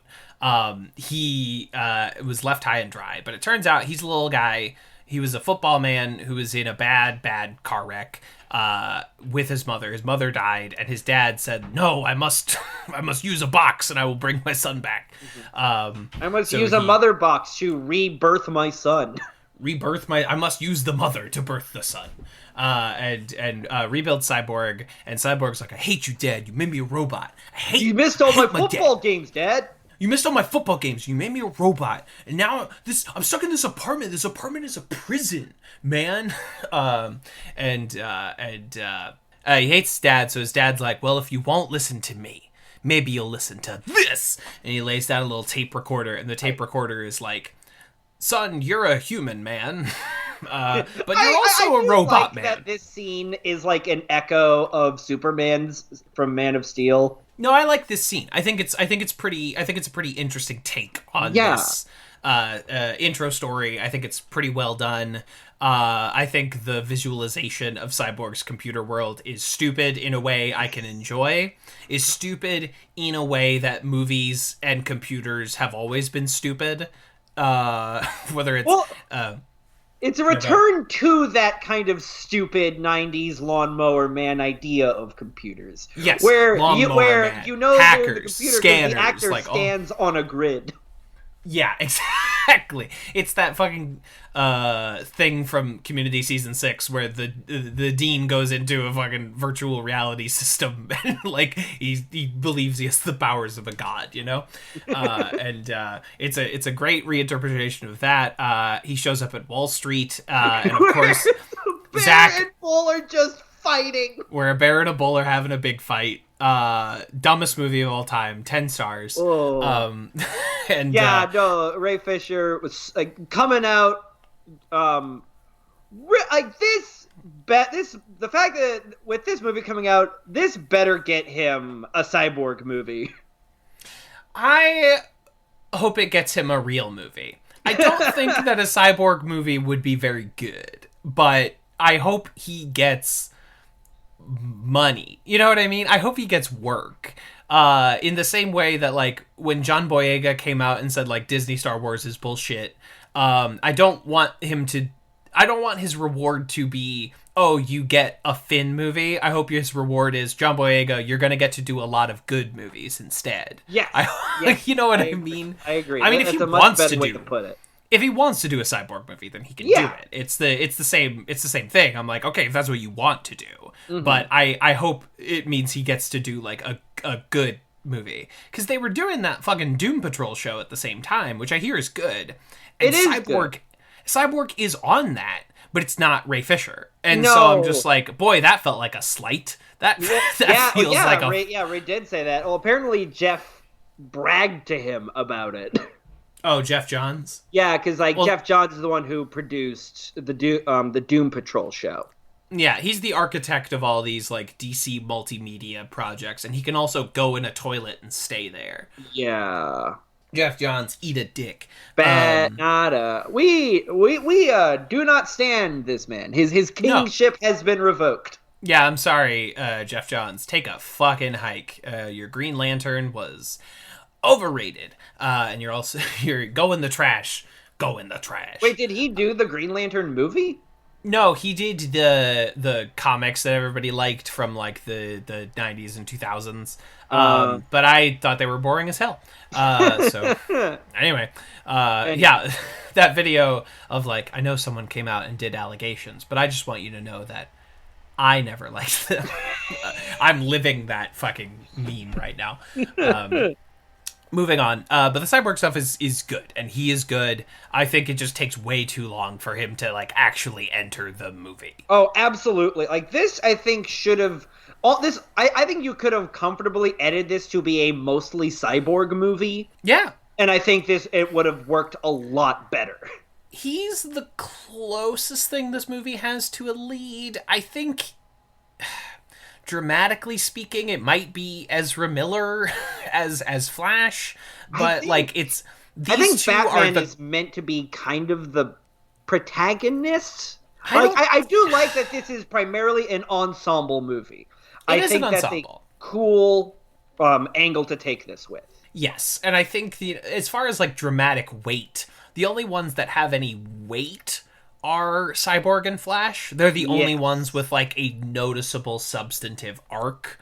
You have multiple scenes where they're like, Aquaman, go claim your kingdom. In the next movie. In the next time. Don't do it now. Next time. Yes. And they're the closest thing this movie has, and I think that the Cyborg thing works. He hacks the Fed, which is apparently easier to do than fixing Batman's plane, which takes a long time, but hacking the Federal Reserve takes 0 time. It's a very interesting dichotomy. Yeah, Batman basically builds a spaceship, like a UFO. That's like anti-gravity, so... Sure, it's a big plane. I could believe that is more complicated. All it does in this movie, though, is act as a cargo plane. Like, exists in every Avengers movie that they jump out of. They love jumping out of planes and that shit. That's all it does in this movie. So I'm like, maybe Batman could just, like, buy a big plane? Yeah, no, you'd think you'd think the big plane would be central to his main action scene. But it's not. But you'd be wrong. You'd think if we spend this much time setting up a big plane that it would do something. Setting up the Batwing. It does not. The big plane does not do anything. It just takes them to Chernobyl. Yeah. That's all it does in the whole movie. Weird movie you've made. The Cyborg stuff is good. It just takes him a little too long to get out of that I, Frankenstein hoodie and into the movie. Yes, agree. And the only other big major element we simply must get into is Ezra Miller as Barry Allen, the Flash. That's gonna be a fail from me, dog. Really? Why? I thought he was obnoxious. I couldn't take him. I guess I appreciate, like... there's a read of this movie, and it was my read of the first time. I'm like, I read Barry Allen as having like a social disorder in this movie. Like, he's not just like a whoa wacka wacka like character like that, like you see in 1,000 different movies where it's like, oh, I'm uncomfortable and socially awkward. I'm like, he is incapable of having a regular conversation with another person, and that is the only way I can read this character. I found him obnoxious. I thought some of his run scenes were okay. I thought they were like kind of cool, but just the like maybe I was just watching it on a Sunday morning. I was not in a mood for whatever he was bringing to the table. I think, well, the problem with Zack Snyder is that he's not good at directing he can't direct a conversation. He can't make like the way human beings talk to each other feel like normal, or in that heightened movie way where it's like fun or energetic, which is what the Flash needs to be. To like him as a collaborator, but he is not an actor's director. I don't think he gets good performances out of his actors. The only actors that I think are good in his movies are guys like Ving Rhames in Dawn of the Dead, where it's like, well, it's Ving Rhames. Like, when did you see Ving Rhames be bad? When was the last time you saw that? Because I'll call you a liar. That's the only time I can think of. Like, he doesn't get very good performances out of his actors, and this is no exception. He does not know how to do this scene. I also like Ezra here is kind of doing an even more amped up version of his performance from Perks of Being a Wallflower. That, like, I'm the wild, energetic, wild card. I'll do whatever. I'll say something, and it don't matter. And I just don't think it works. But it sounds like you disagree. Well, like, the thing is, I think... I love the way that Zack Snyder shoots the Flash in this. You mean, like, the sequences? The scenes, the guy whose, like, gimmick is slow motion all the time really knows how to make slow motion look cool and compelling. I agree. The way he runs was very distracting to me, where he, like, takes his arms and sort of karate chops his opposite shoulder. It was very strange to me. I couldn't figure out what was going on here. Well, it looks like a guy who is moving at incredibly high speeds. Sure. I guess dealing so. with momentum is still moving, but slowly. Yeah, I get you. And I love the way he incorporates, like, light into it. It's the only times he uses light, interestingly. Yeah, blue lightning sort of, like, radiating off of the Flash. I think if you were going to do the way you shoot the Flash scenes as slow motion, which I agree, like, we all like that scene in Days of Future Past, right? Where Quicksilver runs around and he eats the soup and he punches the guys. But if you're going to do that as the Flash, it's way more impactful if you're not also doing that constantly for the rest of the movie. If you save and I know that Zack is incapable of saving his slow motion. He keeps using slow motion in all of his action scenes, which renders the Flash moments less impactful. They don't have the impact that they could, because you're not saving it for when you need it. You're not keeping that tool in your chest. It's the way that, like, I had a film appreciation teacher that always talked about the close-ups, and they're like, people use close-ups too much. A close-up can be the most impactful thing if you save it for when you actually need it. And instead of it being your default way of shooting a scene. And I think that's the same thing here with the slow motion, is that, like, this could actually be really cool if you didn't do it constantly. If you didn't introduce it as a concept in your opening scene, which is watching Superman die in slow motion. Yes, and watching his voice rings radiate around the world in slow motion, right? Right. Although, as the soundtrack wails as it goes, ah! Oh my god, so much. There's a lot of ladies wailing in this, a lot of ululation. The first time it happened, I laughed, and by the time it was like the third hour, and my girlfriend had sat down to like watch the end, and had been like, "Why aren't you laughing at all this wailing?" I'm like, "Well, I laughed 3 hours ago." The first 30 times it happened. I hate it. It's one of my least favorite like touches on soundtracks, and I don't care for it. At least like do some cool like Witcher 3 like whaley fight music, like it's like do something like that, but it's just like long long held out notes, and I'm like, cool, great. Well, like that's one of the things that would be more impactful if it was used sparingly, like they do with the Wonder Woman scenes. Yeah, where they use it as the build up for her theme to kick in.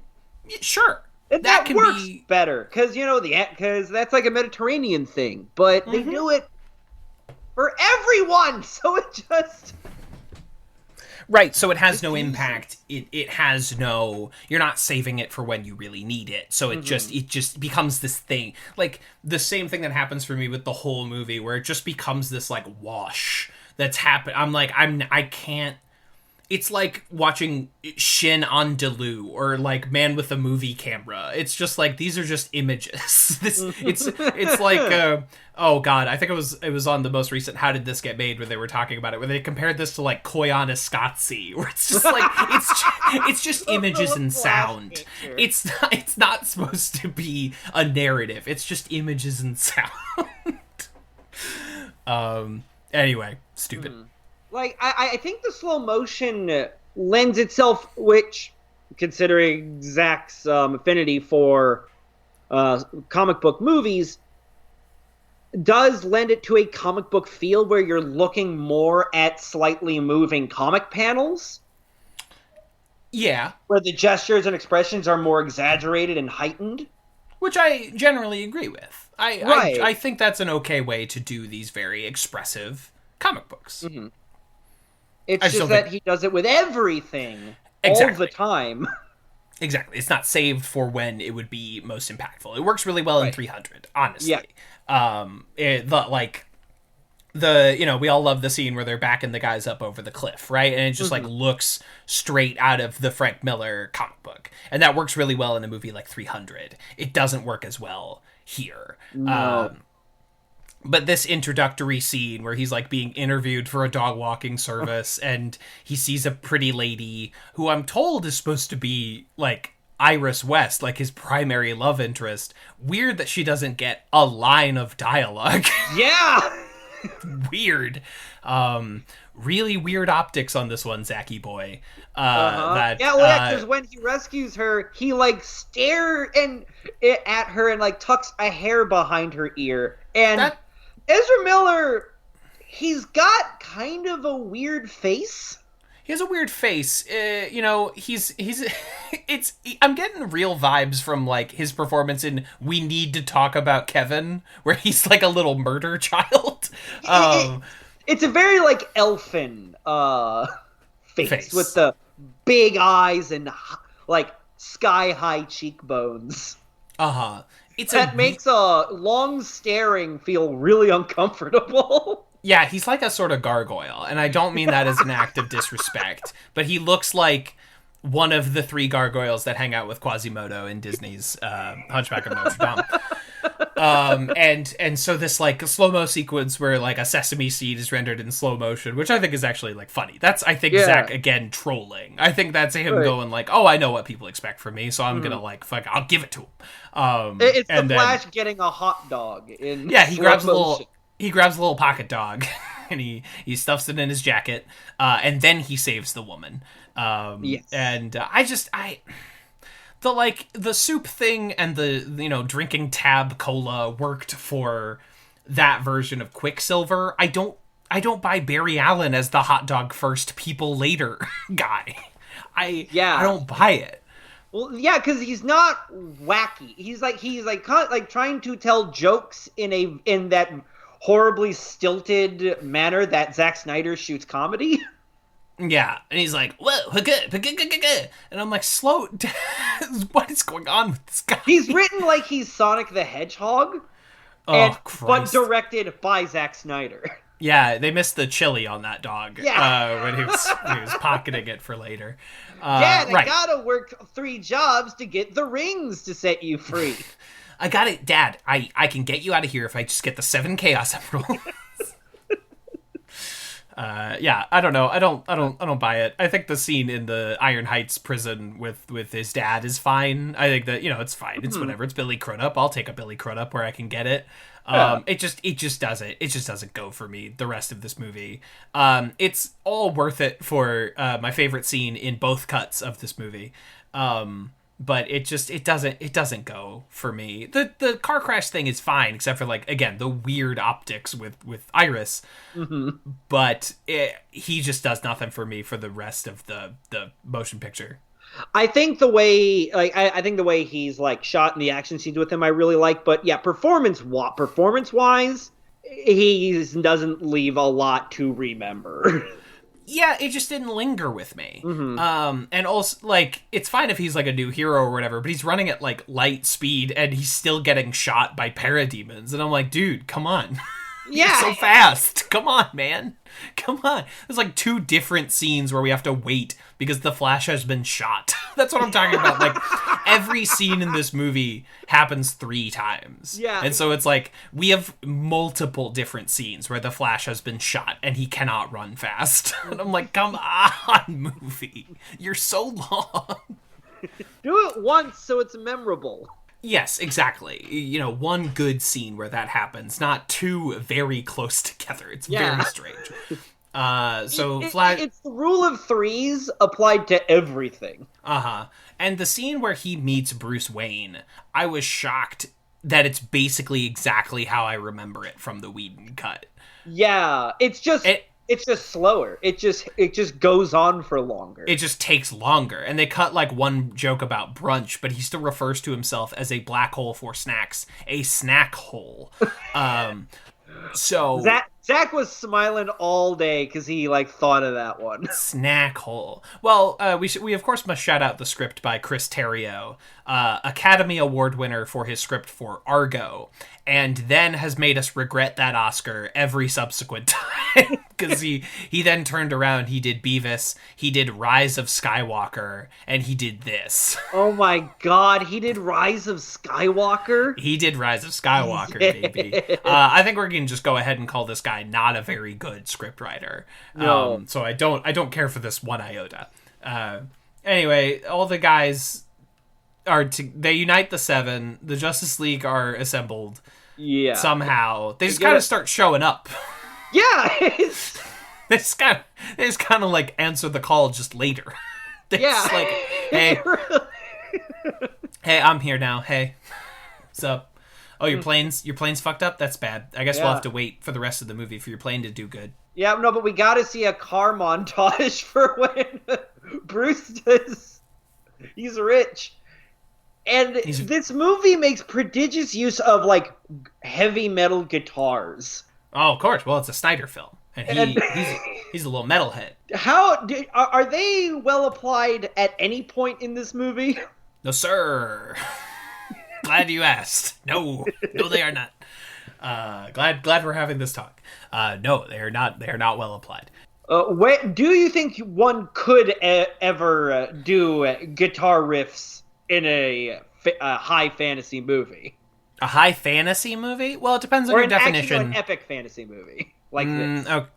Epic. That's tough, because I have one answer where I think a heavy metal guitar was exactly what was required, and I'm wondering if you can guess what I'm saying. I can't. The major motion picture that uses heavy metal guitar as not only, like, a good piece of score, but as the only appropriate use of score is, of course, Mad Max Fury Road. Oh, yes. is a metal guitar, and they go so far as to have it being played by a character in the film. By the Doof Warrior from the iconic Mad Max Fury Road. A movie I wish I was watching right now. One of the greatest. One of the greats. Great color in that. Excellent use of color. Good. It's nice to look at. It's a nice movie to look at. It's nice to look at, and I would call it a fantasy film. I think it's so far divorced from any sense of reality and exists in this like magical post-apocalyptic world. And I think it is a fantasy film. Yes, that's fair. But with big beep beep cars, which I'm all for. Yeah. Yeah, no, we're all for. Speaking of beep beep cars, we get to not a transition. Speaking of beep beep cars, Senator, this is when they fight Steppenwolf. I think that's the next big beat. Right. Steppenwolf's been taking guys. He's been taking guys because he smells mother on them. He took Cyborg's dad. You have the scent of mother. Joe Morton.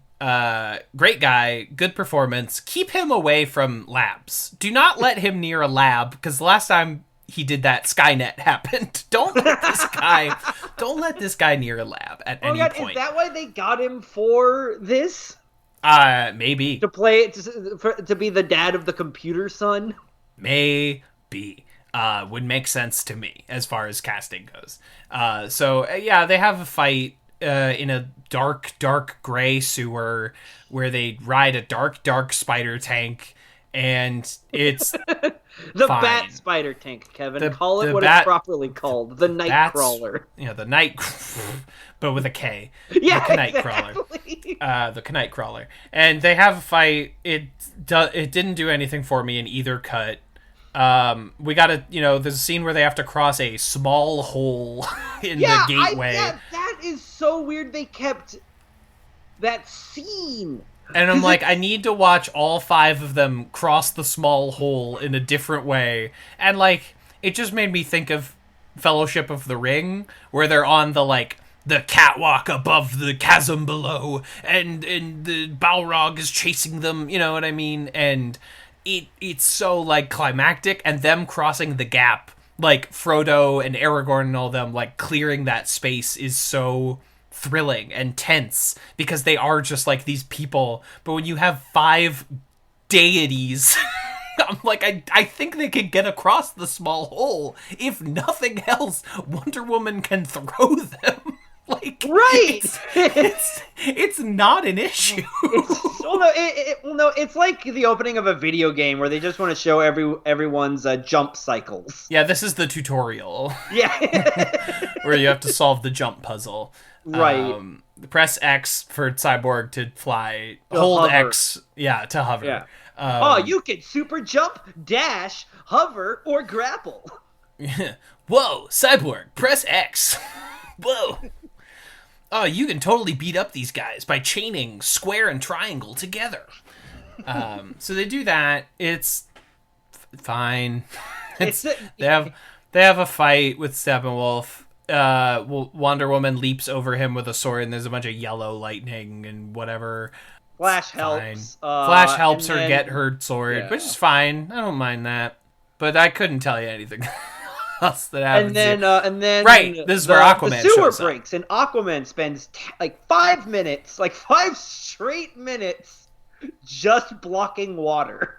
Yeah, he's just there blocking water so the little spider tank can get out. You were shocked that was not an a Whedon addition, but that reeks of Snyder to me. That is not a Whedon thing. Whedon should go in the sewer. He should actually be in that sewer where this fight took place, and he should stay there, and he should live there.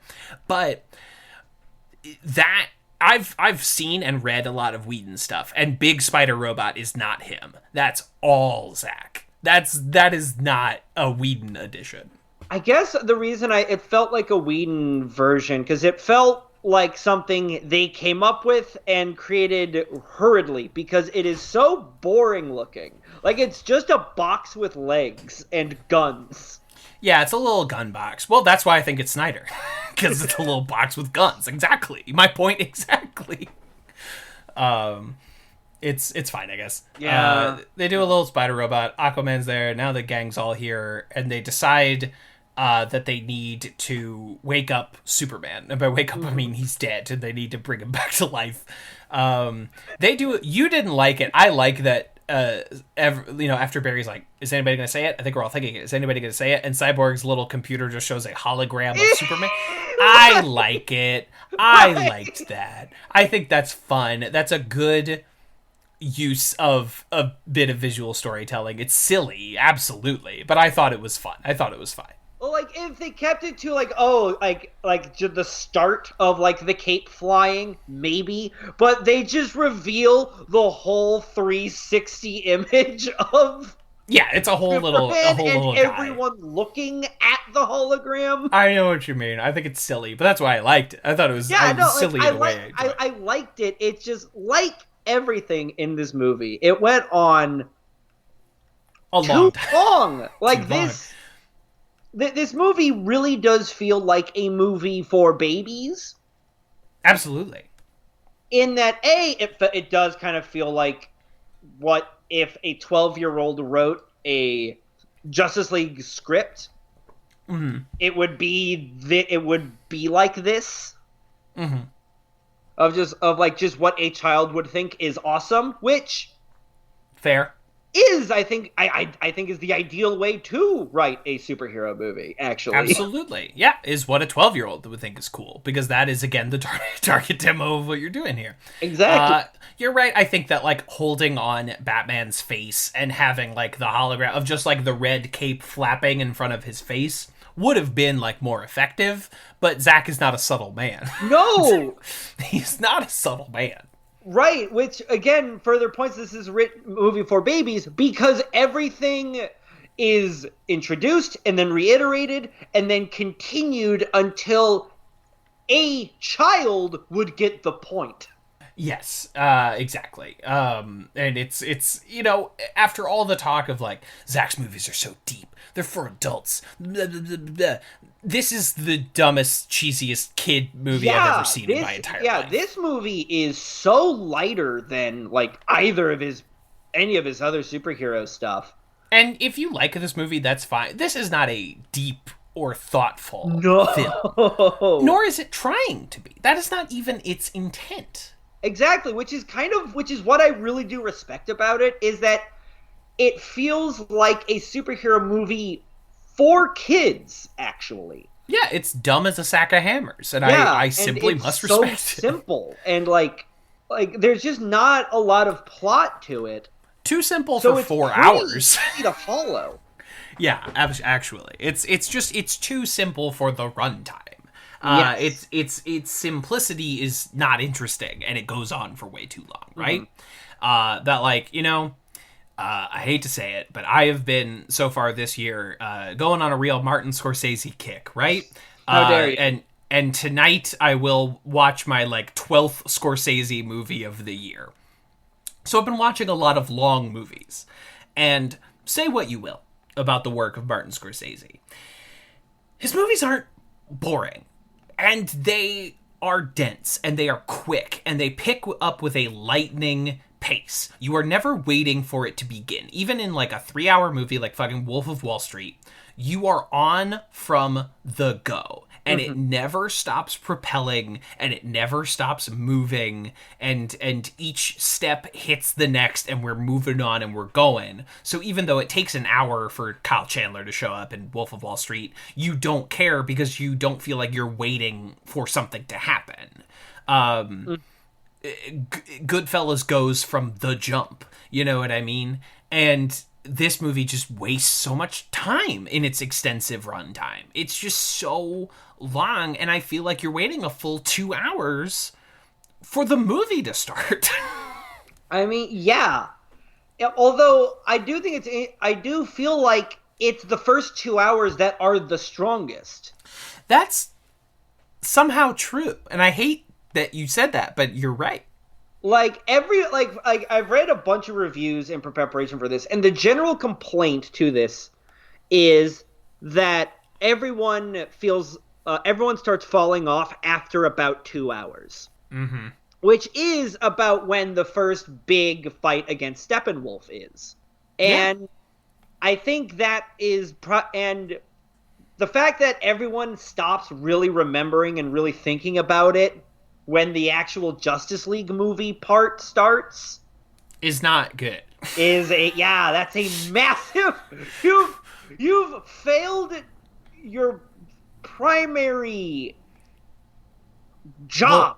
Your job is to get us excited to see everyone come together and fight the bad guy. But they don't have interesting interplay as a group, or I don't feel the like individual dynamics between them.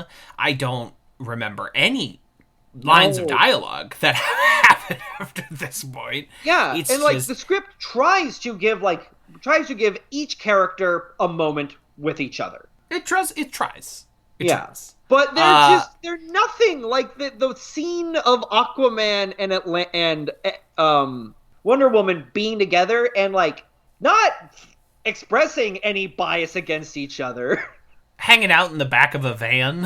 Together. They just hang out and talk about an Amazon and Atlantean. Wouldn't you believe it? And then like they both have the same saying, which is like an apple a day keeps the doctor away. Like just some nothing proverb. Right, based on my particular tastes, right? Like Wonder Woman and Aquaman hanging out in the back of a van should be my favorite scene in the entire movie. Mm-hmm. Like based upon like how I'll go to the table, and again, this guy belongs in a sewer, but like for the sequence on Hawkeye's farm in Age of Ultron is like all I want out of a superhero movie, right? Like I like them hanging out in a mundane world. I like these like gods walking through Indiana cornfields and things like that. I love that shit. And it's nothing. It's not a scene. It's not anything. They're just like, wouldn't you think? But I like the scene kind of where Flash and Cyborg are digging up a grave together. Yeah, well, yeah, because they actually do the one, like, actually kind of interesting beat where they both muse over the fact that they are digging up the corpse of a man they both admired. Yeah, I think that's cool. Like, they're, like, instead of just being like, wouldn't you think? They're, like, actually kind of talking about, like, the situation that they're in. And, like, they don't feel comfortable using their powers to get him out. Yes, exactly. Right? Is that, like, we must put our hands to soil and dig up Superman's grave. Yeah, like, it's good. It's the one good chemistry moment. Oh, God, there was that one moment earlier where Bruce, like... No. Brushes hands with Diana. I want to die when that happens. That's so embarrassing as a movie. That's like, I remember I saw the 2017 Justice League in theaters because I worked at Forbidden Planet and there was a movie theater next door, and sometimes people would bring in a free ticket and just be like, I'm not using this, anybody want it? And so I saw 3 movies with free tickets. And one of them was Justice League. And I remember my Union Square movie audience getting to, in the Whedon cut, there's an extended scene where it kind of feels like Batman and Wonder Woman are about to kiss. And I have never felt an audience reject something in a movie so soundly as a unit. Like, hearing groans from people. Oh, God. Like, just no one was into what was happening here. No chemistry between them. No. At all. It's terrible. But they go to Superman's goop ship to wake up Superman. I like the scene where they're taking his corpse through and all the suits are like presenting themselves and they're like, it senses his presence. I didn't really need them to say like it senses his presence, but like because I'm like, oh, okay, you think I'm an idiot and that I don't get it. Well, no, it's for the babies. And Kevin, right. You and I are big boys. Yeah, we're big boys. I've been noticing that a lot in the last few things I've watched, which were like Falcon and Winter Soldier and The Queen's Gambit. Both stop for a second so the characters can explain their motivation. Where Bucky's like, I need Cap to be right about you, because if he's right about you, then he's right about me. And I'm like, yeah, I got it. The Queen's Gambit stops and she's like, I guess I like chess because it's a thing I can control. And I'm like, yeah, we got it. Subtext is like authors who use subtext are all cowards. You're absolutely right. And yeah, they wake up Superman. Barry knows that when he moves at the speed of light, time gets wibbly wobbly. And that's actually kind of, I don't know, stuff going in reverse, stuff going in slow motion. I could kind of go either way on. Stuff going backwards though, big fan. Love stuff that goes backwards. Oh yeah, no, I love the way he makes Flash running fast feel like almost like transcendental and like surreal. It feels like God is moving. Like it feels like God, like it feels like Hermes himself is moving, and like the reality is warping around him. And I think that's cool. Like you're going into another world. Yes, that like something is breaking the boundary of our reality in what is happening, and I think that's cool. It's Superman's little photo of his dad falls at like a perfect like 90-degree angle so he can face the camera. It's so stupid, but like the cube is going backwards and Flash is I don't know. It's cool. I'm a big dumb and like idiot. even the computer thinks this is a fucked up thing to do. Like the computer's the computer says God has forsaken us. God has left this place. God wants no part of this. And they wake up Superman, and it's the best scene in the movie where he goes to his own memorial, and the Justice League shows up, and he's like, foe. They have what it is he's like, what are these things? And then I hate that they kept this. Cyborg's robot body just starts preparing to attack him because it thinks it's a threat. Oh, my self-defense blah blah is activated, and I'm like, that did not come up. Was not a thing earlier. Does not come up before or after. does not factor into the rest of the movie actually. That's dumb. But it does get us into a little Superman fight, which I like. I like that he's fighting everybody, and of course the best moment in the entire movie when Flash is doing a big fast run, and Superman just like looks. Yeah, his eye just swivels, and it's the scariest goddamn his head thing. starts turning, and I just every time I see that, even in the theatrical, I'm just like I'm gleeful. It's so good that moment that happens, and it's. They cut my second favorite moment of the sequence, which is where Superman picks up Batman like a piece of trash, and then when Lois shows up, like a cat, just holds him up like a little cat, and when Lois shows up, he just chucks him over the shoulder. It's so, and I'm like, oh, Batman died. Oh, he just like broke his pelvis landing. It's so good. They cut that bit though. I guess because that was a Whedon bit. Well, admittedly, that's because that scene that had the worst joke in the entire movie. Because when Superman was holding up Bruce, he says like, "Do you bleed? You will." And then when he throws him over his shoulder and Batman lands on his tailbone, he like sits up and like rubs his bottom and goes, something's definitely bleeding. Something's definitely bleeding. Hate it. It's bad. Terrible. Stay in the sewer, Joss. Stay in the sewer, Joss. Don't, and I'm not sending you any food either. You live down there now. You gotta forage. Live with conservative Splinter now. Forage like a fucking Morlock. Joss, I just think cancel culture has gone too far. Joss, why are we not focusing on the crisis at the border? Listen to our fucking... What Movies for Babies was that in? That was Lego Movie. Lego Movie, of all things. Yeah, go listen to that if you want to know the origins of conservative Splinter. They can take my rifle from my cold dead end. Why can't we say that Superman is here for truth, justice, and the American way? If they came for Dr. Seuss, they'll come for you too. I made a funny. Anyway, the Superman comes back, and then he flies off to Smallville with Lois, where he nuts, and his memory comes back. He gets one good nut off, and his memory. He does a cum tribute, and he gets his Lois Lane and Martian Manhunter. Yeah, he gets his dick wet, and it fixes his brain. And yeah, he hugs either his mom or Martian Manhunter. Wait, Who can Martian say? Manhunter the one who bought the house? Who can say? No, Batman buys the house. Well, he bought the bank. I am your mother now, Superman. Superman, I am your mother now. Superman, come here, my son. Give mommy a kiss. Fucking this movie. Is this done? No, because they have to go to Chernobyl. Yeah, this one they go to Chernobyl. Batman go vroom vroom beep beep. He go beep beep vroom vroom. He shoot with big gun. Mm-hmm. Wonder Woman does nothing cool.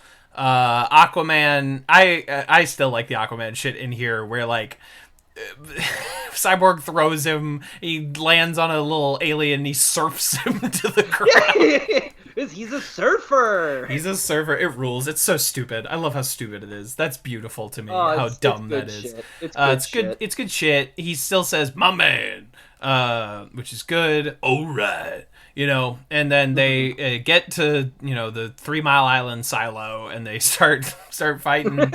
Start fighting Steppenwolf, and the same thing happens as in the theatrical cut, where the Justice League just fucking gets their ass kicked so that Superman can fix everything. Actually, no. Superman. I do like that Superman still shows up and in his black outfit. His black outfit, which is that's he's comic. Darker now because he's back from the dead. That's comic accurate. When he returned to life, he had the black outfit and the mullet. That's stupid. That's still dumb. It's from a fucking Superman comic book. It's dumb, but dumb is part of the thing. You can't get rid of the dumb. Don't try and pretend it's not dumb. It's dumb. I know. It's for babies. It's for babies, and that's the point. That's the target demo. It shows up. They do a big punch. Cyborg is losing control of the boxes. Yeah. He's hacking the mother boxes. He's hacking Mother. And Flash is like, I gotta go fast. I gotta go faster. And then he runs really fast, and I think the sequence, it's cool. I don't know what to tell you. It doesn't I wish it made me feel anything, but it was kind of cool to look at. It technically resolves an arc. Sure.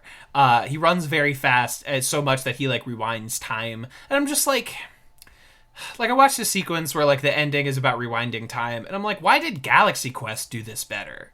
Why is Mathazar activating the Omega 13 more impactful than Flash running so fast he rewinds time to save the universe? I don't know, but that's. I think because if there were contrasting light, seeing stuff format together that you could see clearly would be cooler than everything just kind of blurry and dark blue.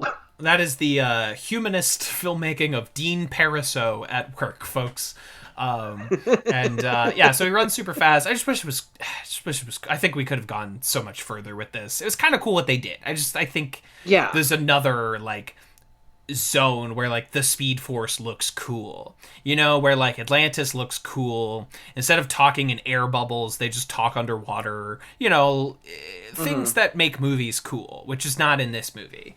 But Flash runs very fast, gotta go fast, and he rewinds time, and they whoop Steppenwolf's little ass. They brutally maim him. Yeah, they fuck this dude up. So he loses his little horn, and then they all get a touch on that ball. They all get a hand on that ball for the winning shot. Where the portal is open to Apocalypse, and Darkseid just be standing there. He just be there. Granny Goodness is back there. Thank goodness she didn't say anything, so there's still time for Granny Goodness to be good. To be a good character. Desaad is there. Everybody loves Desaad. Kids, they be talking about Desaad all the time. When I saw Desaad, I stood up and clapped. I saw it, and I clapped. It broke new ground. It's and they all get a hand on that ball, and they just they fuck. Aquaman impales him with the trident. I'm not saying the guy doesn't have it coming. I don't want you to mishear me, but the Justice League just fucking murdered this guy. It's it feels like a very kid thing to do to get suddenly really dark. Yeah, it feels like a kid thing that it's like, and then we kill the bad guy. Kill the big bad guy. We take out his guts. I don't mind when superheroes kill. I know for a lot of people that's a big sticking point. But I don't think Superman should kill IMHO, but everyone else I have no issue. Like, everybody makes a big issue that, like, Batman does not kill. And I'm like, none of them kill. Spider-Man doesn't kill. Why is it Batman's thing to not kill? Like, it's more compelling that he doesn't use guns. Sure, that's interesting. Boring. Sure, guns are old hat. It's so fucking weird when you're watching, like, an Avengers movie and, like, Thor is there and Groot is there and Winter Soldier just has, like, a gun.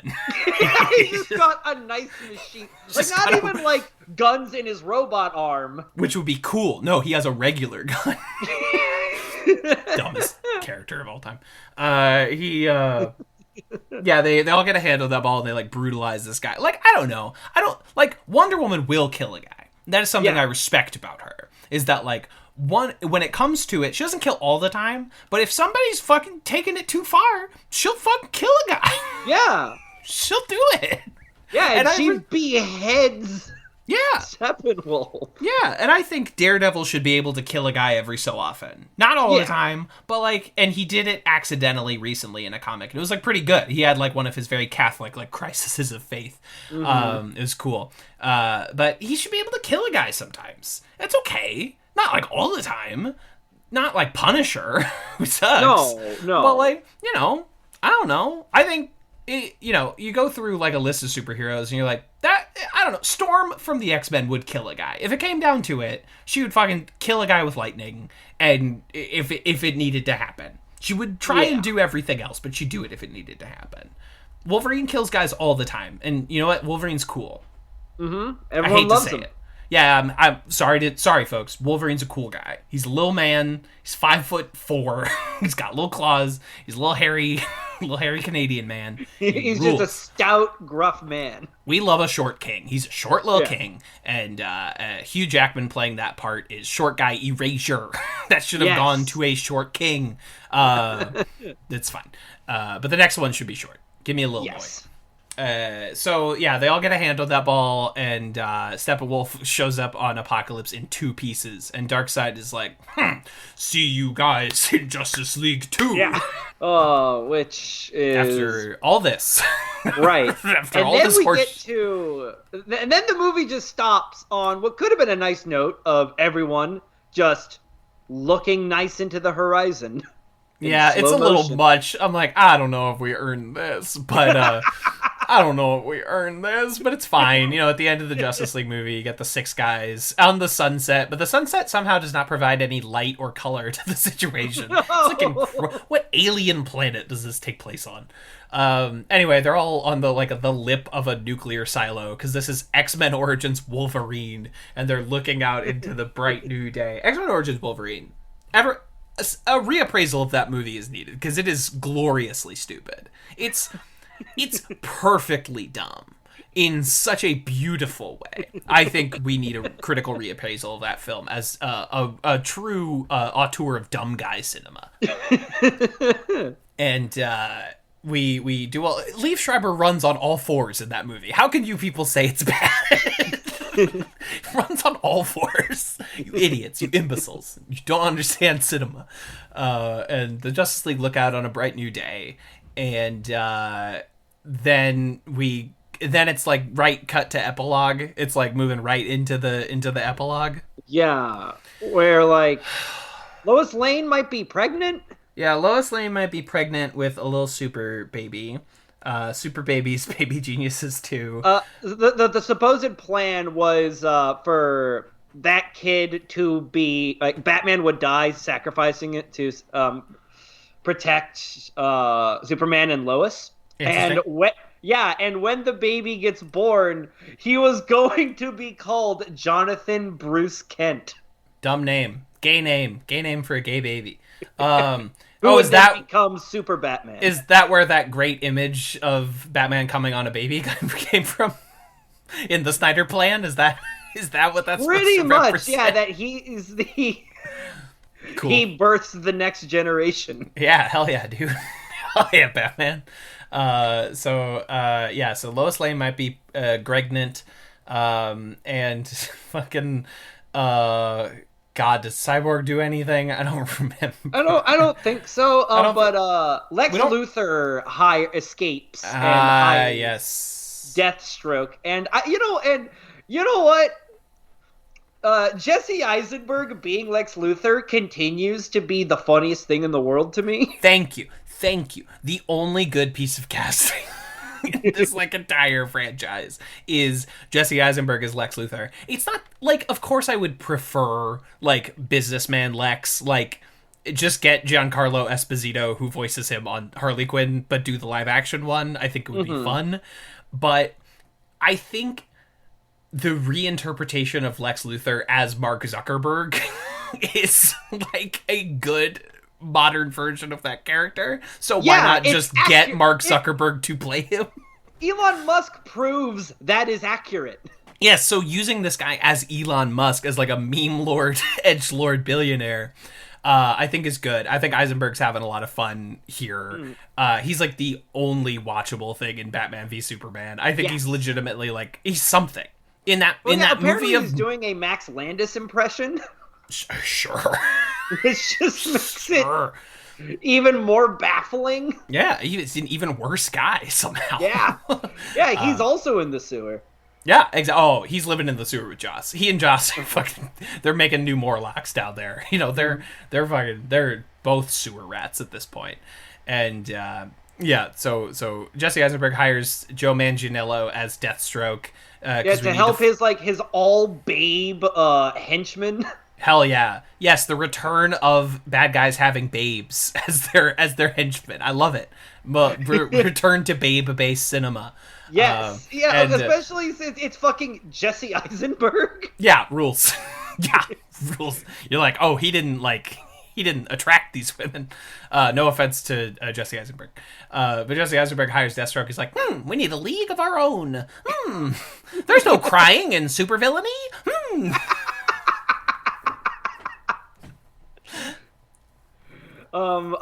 And it's after that we get I think possibly the two dumbest scenes in the whole movie, which is impressive. Right, if you thought we saw the last of Deathstroke, we haven't, because we cut to a far-flung post-apocalyptic dusty future. Yeah, we're back in the K nightmare. Yeah, we're back in the K nightmare, and Batman is wearing his little duster, and his Roland crew is Flash in a suit of armor. Yeah, Flash in wearing the costume he wore in Beavis. Flash wearing Deathstroke or Daft Punk cosplay. Yeah. Flash wearing a little Daft Punk cosplay. Mira, as played by Amber Heard. Who has a British accent for this one. She has a British accent for this one. Which, I'm not gonna lie, glad she abandoned it for Aquaman. Did not work. I'm glad she just went with her accent. But it's not in the world they set up of Atlantis, there's no accent precedent that the Atlanteans have British accents. So it's fine. They're just American, under the sea. Yeah, well, but they also did abandon the bad accent for a bad wig. Oh, yeah, the wig sucks. Wig is bad. Do not use the wig. It's no, please keep the wig. No, please keep the wig. It's impossible to dye someone's hair red or use someone who has red hair as humans would understand it, not red blood, coral. No, it's mermaid hair red. It's Ariel from Under the Sea red. Some Ariel horse shit. And who else is there? Deathstroke with a mohawk. Yeah, he's there. And is Cyborg there? Do I remember that correctly? Yeah. Cyborg's just I think he has pieces missing, and it turns out that this is a timeline where Superman loses Lois. Right, we're in the Injustice timeline from the franchise of video games, and the comic books are startlingly good. Frightfully good. The Injustice universe, by Tom Taylor, and a lot of art by Bruno Redondo. Really good set of comic books. Would recommend. But they roll up, and who's there? Who could it be but the Jonkster, but Mr. Jonkman. The Jokeler. Richard T. Joker. But when you talk to the Joker, things are about to get twisted. This guy is the clown prince of crime. What you are afraid of, Justin, he thinks is funny. He thinks it's funny when crimes happen. He thinks crime is hilarious. That's how fucked up of a guy this is. So, how would... Justin is not interested in I have shit to say. How do you rate this performance of Jared Leto as the Joker? Right. Now, I have not seen the motion picture Suicide Squad all the way through. Could not do it. Could not. Same with Beavis, actually. I was like, you know what? No. Value my time too much. I'm not doing this. Jared Leto as the Joker, where here he sounds exactly like actor Tony Hale. It's like amazing how much Jared Leto's Joker sounds like Buster fucking Bluth. Hey man, okay, although, I'll be real. A Tony Hale Joker performance would be great. He would absolutely kill it. Like, either as campy or as, like, straight. He would crush it. I want everyone to know, Tony Hale, who, of course, voices Dr. Psycho on the Harley Quinn cartoon show that we've spoken about so much on this very podcast. Terrible. Awful performance. Stupid. I love his Dr. Psycho. Oh, I love his Dr. Psycho. I hate his Joker. I hate Jared Leto's Joker. Leto. I'm sorry. Yeah. No. I'm sorry. I didn't transition there. I love Dr. Psycho on the Harley Quinn cartoon show. I'm sorry. Dr. Psycho, incredible. Jared Leto, Joker, absolutely awful. Yeah, sorry. That's what I was trying to express. Oh my god. And it's the way if you're doing a low energy Joker, get the fuck out of here. Leave. Like, get out of here. Everyone thinks that, like, just because Heath Ledger Joker is talking quietly means he's low energy. No, it's manic. It's coiled like spring. No, I'm not. You know, like, there's so much energy in his deliveries in that fucking movie. Like, even when he's, like, not doing the, like, everyone loses their mind. Like, even when he's not pulling that one out. It's, like you said, like, it's a coiled fucking snake. It's, like, it's about to... You can feel the power in the restraint. It's right after he, like, killed a guy with a pencil. You know what I mean? Yeah. It's ta-da! Like, it's this manic sort of ebb and wave of that performance. This is just, like, boring. It is! He's just talking forever, and he's written to have, like, jokey dialogue. Like, he calls Mira, like, fish sticks and the old flounder. Yeah, he asks Batman for a reach around. Well, there's a pretty storied history of making Joker scary by making him gay. Oh, yes. Oh, yeah. You're like, nothing scarier than a gay guy. Yep, a gay clown? Right back to Forget about it. Yeah, Zack. Exactly. A reason I cannot endorse 300 because it is offensive to most human beings. Yes. Cannot get behind it. But the scene is so boring. It goes on for so long. I just think of that Donkey video where he's playing Banjo-Kazooie and it's taking like 3 minutes for this rock to lift. And he's like, is this done? Is this done yet? It goes on for so oh my god fucking long.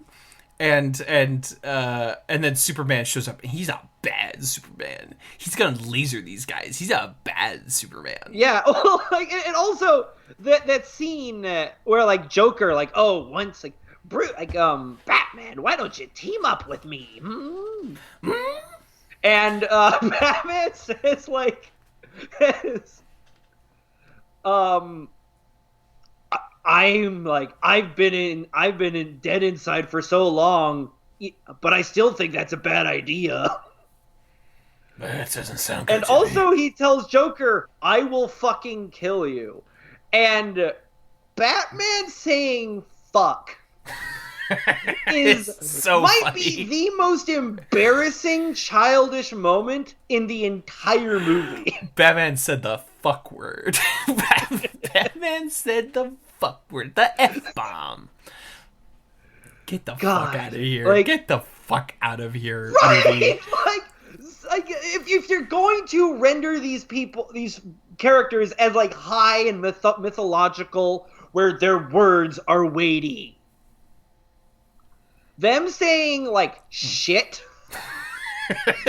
and like piss, because this like interpretation is like, these are the new gods, these are the gods of our time, so for them to be like, oh, this is ass, right? It's like so arresting and dissonant. It's so fucking fun. These are the gods of our age, and they are worshipped unto the gods we've known for all time. Superman, shit, fuck. Comics is our sacrament, and Batman says, like, back off, Joker, or I'll do a fuck on you. Oh, it's the worst. And Batman wakes up from his nightmare. Right. Dude, just Martian Manhunter. Just being like, hey. Outside his window. Hey, sup? What's up, man? Coincidence that I am here. Hello. I'd like to be here. And when you bring me on, can you introduce me as Martian Manhunter? Can you introduce? Hello, I am Martian Manhunter. Good Justice League movie you just made, Bruce. See you in the sequel. See you in the squeakle, Bruce. Later, bye. He just flies away. I am called Martian Manhunter. I probably could have assisted you in Chernobyl, but I did not. I got you. Lois, did you see? Yes, that was the key. That pussy unlocked that heart real good. That Superman have that pussy on lock. Well, see you. Bye. I hooked Superman up. I am a good wingman, as you can see. And then he like flies. And then he like morphs his arm into a wing. Yeah, exactly. As you can see. I cannot believe he just like flies at the camera and that's it. And then the movie stops. And then the movie, you know that scene in Always Sunny in Philadelphia where Dennis is creating his ideal movie, and it's like, well, we have some full-on penetration, and then they go back and they solve the crime, and then more penetration, and then murder, penetration, and that goes on until the film just ends. And that's exactly what happens here. Is like, well, Martian Manhunter flies away, and then the film just ends. The movie doesn't put pussy on a pedestal. It puts a phalanx around the mother box. This fucking motion picture film. Did not get a good review for this one on Letterboxd. Did not think this one was particularly worth 3 years of everyone being insane. No, but you know, art triumphing over commerce. Yeah, well, but that's the okay. So, but it is also very commerce. You know what I mean? Yeah, and I want to, and really that this movie was released as some hashtag content. Right. Where do we go from here? Because we have to restore the Snyderverse. This whole thing was just an extended marketing campaign for a cable service. Yeah, this was an extended marketing campaign for HBO Max. For HBO Max and the like high-end DC-themed restaurant in England. Yes, where you could have, of course, ordered the Zack Snyder's Justice Lunch or whatever. The meal kit that isn't available until a month after the movie premiered. Yeah, so good move, guys. You did a good job, Petey. God, so Do you think AT&T is going to bring back the Snyderverse in any form? No. No, I don't. But also, the Snyderverse never left. I know what they mean when they say Snyderverse, that, like, they are specifically referring to Zacky's big vision, but Gal Gadot is still Wonder Woman. Jason Momoa is still Aquaman. The Snyderverse never went away. Margot Robbie is still Harley Quinn. We're still doing these movies, but they just mean, like, bring back Daddy Snyder's big plan,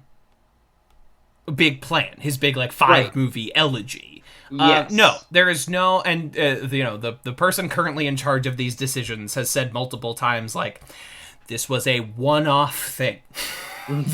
We are not releasing the Ayer cut of anything. We are not restoring any sort of Snyderverse. And, streaming services are notoriously fucking finicky about, like, their actual numbers. Because they are not required in any way to release numbers with any sort of regularity. You only hear about it when Netflix is like, everyone who has ever lived just watched Bird Box. It's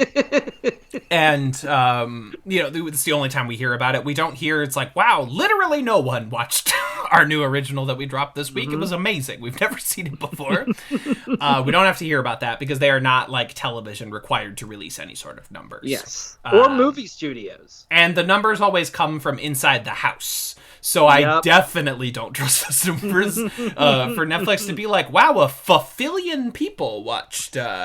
It's amazing, a fulfillion people I can't watched. believe it. We finally hit a bajillion viewers. As Dr. Evil prophesied when he said he wanted 100 million billion fulfillion gobbledygoo jillion yen, that is how many people watched our new Netflix original. It brought us together. Restoring the Snyder Cut united humanity, and our ancestors returned to life to celebrate. It showed us. It showed us what putting aside our differences and coming together really means. Yes. All of those stark differences between the characters. Yeah, they taught us, those very well-defined and colorful characters, taught us what it was like to be human again. The gods taught us what it was like to be a man. And, no, there will be no restoring of the Snyderverse. I guess, I'll eat that crow if the time comes and they're like, yep, greenlighting 2 more Zack Snyder Justice League films. They've made this movie 4 times. It is the most expensive movie ever made, if you include all the different times that they shot it and marketed it and all those extra facilities, right? If you factor all that in, it's the most expensive movie of all time. There is a 0% chance that HBO Max subscriptions have paid for this movie. So, no. There's no. But, we're still getting Detective Comics movies. The Suicide Squad just dropped a trailer. Very excited for that. That looks like a ton of fun. Big James Gunn energy emanating off of that trailer in every way. Very excited. We're still getting The Rock as Black Adam in some fucking movie. Which, that movie was, like, first announced in the Bush administration, wasn't it? Before these movies had even started coming out. He's been on this tip for so fucking long. But I get, whatever, Dwayne, if that's what you want to do. So Dwayne's doing that. I think, Aquaman 2, obviously, because Aquaman made $1 billion fucking dollars. There is a certain amount of satisfaction to me that somehow Aquaman is the most financially successful, the biggest success of this whole thing of the DC franchise. Of the whole thing is fucking Aquaman. Aquaman. We love to see it. Thank you, my big wet king, for uniting the 7. And for real. Aquaman is the actual movie that will bring the world together. Absolutely. Aquaman 2 is where we will finally, again, unite the seven under one banner, under one Unite King the of the seven Seas. seas. Unite the 8 seas. Unite the 8 seas, because, of course, there's the secret 8th sea. Oh, that's the greatest film I've ever seen in my entire life. Oh, it's so fucking stupid. Aquaman will bring us together, and we will ride that wave. I'm glad we agree that the only other thing that has worked from all of this is Margot Robbie as Harley Quinn. So we're gonna keep getting more from her, I think, as long as WB knows what's good for them. Even though like Birds of Prey was not a financial success, it's still the second best movie in this entire oeuvre. I think Birds of Prey is fucking fun and colorful and exciting and interesting, and I love it. It definitely has enough of a cult hit. I think so. I think it's caught on that they'll enough. Keep Margot Robbie around. Sure, and she's going to be in The Suicide Squad or whatever. I think they'll keep doing her. Do Gotham City Sirens, where it's her and Poison Ivy, and they're gay. Just make them gay. Let them be gay. So I'm excited to keep getting that. I think, apparently they're still doing this Ezra Miller Flash movie, which they've been trying to do for a decade. I do like that DC's like executives are so uncreative that when they want to do the like time travel movie, they just want to get Robert Zemeckis to do it. Yeah, Christ. Even though he hasn't directed a time travel movie in like 30 years. Whatever. Ezra, good for you. Phil Lord and Chris Miller wrote a script for it, but that's been thrown out long ago. So who the hell knows what's gonna happen? Oh no! I've heard that like Michael Keaton's gonna show up for it. Couldn't care less about any of these old superheroes showing up anymore. It means nothing to me. It's cool. I like Michael Keaton. I'm glad he's getting that check. I'm happy for him. I'm glad we're in this like Keaton resurgence. Yeah, but, he's having a second wind. He's having a second wind, and I think that's great. But I couldn't care less about him coming back. I can't care. I'm sorry. None of these spider, live action Spider-Verse things. I'm like, I don't care. I'm sorry. You're just finally hitting burnout. I'm just like, I still watch these. I still read the X-Men comics are fucking excellent right now. I'm really enjoying that. But like, I couldn't care less if they're uniting the fucking Spider-Verse or whatever. Like, just make a good movie. That's all I want you to do. It's Sam Raimi. It's the thing I like Sam. I think he could probably do an okay Doctor Strange movie, but like, if they let him. If this isn't just like another movie that ends with him getting a new code name or something, which I think if it doesn't end in a beam fight. Yeah, WandaVision seemed interesting until it became about beams and Wanda getting a new code name. And then it seems like Falcon and Winter Soldier is going to be also a show that ends with someone getting a new code name we already knew they had, just like WandaVision. Another code name that was like, yeah, we all know that. What? That's not an ending to a show. So I don't know. I've lost all faith in these things being good. If it's good, I'll be excited, I guess. But there will be Mr. Mind in A Fury of the Gods, Shazam. No, you just said nonsense words. You can't. You just made that up. No, yeah. Well, Shazam's like arch nemesis is a intelligent worm named Mr. Mind, and he talks through a little loudspeaker around his neck. Good, as he should. He's a little worm man. I respect that for him. Yeah, a little worm king. I respect that. So I don't know. I'm 28 years old. I don't care about the verse. I don't care about brand management. Just make a good movie. If I think it's gonna be good, I'll go see it. If not, then miss me. Sorry. Anyway, looking forward to The Suicide Squad because I want to see Big Shark rip up a guy. If more of these movies had Big Sharks ripping up guys, then I would be interested in. If more movies had John Cena as like fascist Captain America, like okay, sure. Hopefully, King Shark will show up in Aquaman 2.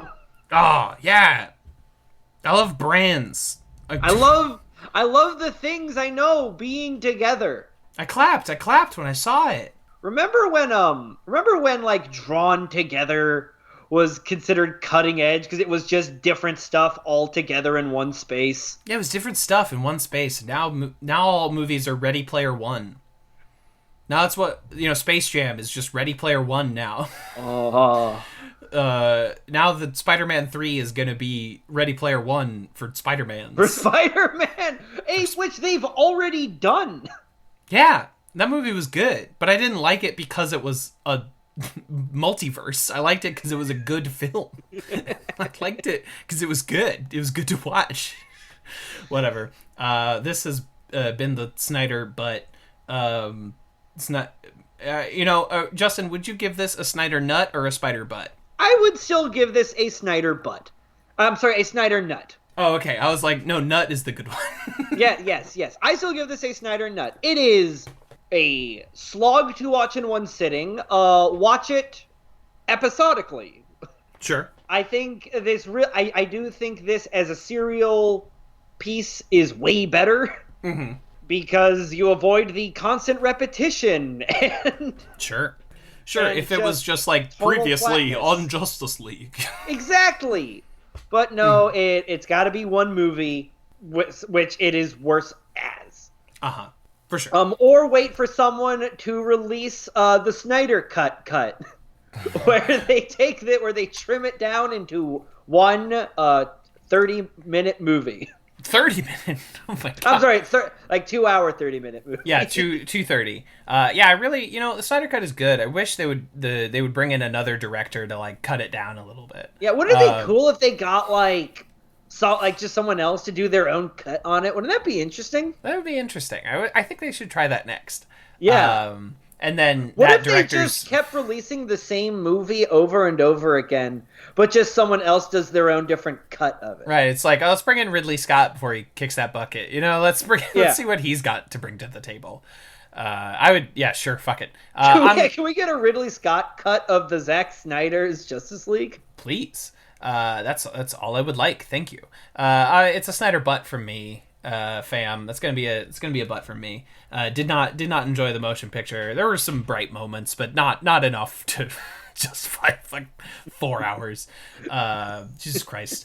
Go watch Aquaman. Go watch Birds of Prey if you want good movies featuring Detective Comics comic characters. Go watch Harley Quinn, the cartoon show, which is better than either of those things. It actually features a dark side that is fun. Oh, that's cool. I didn't know he was coming. I'm excited. Yeah, he's in season 2. Hell yeah, King.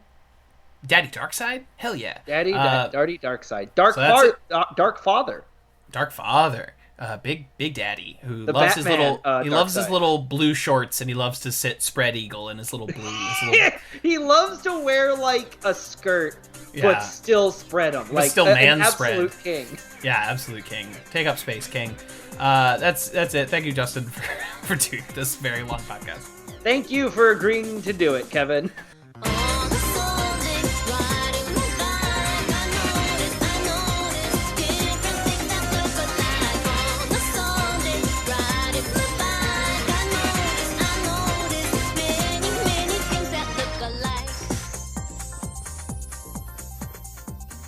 This has been a Talkback Podcast.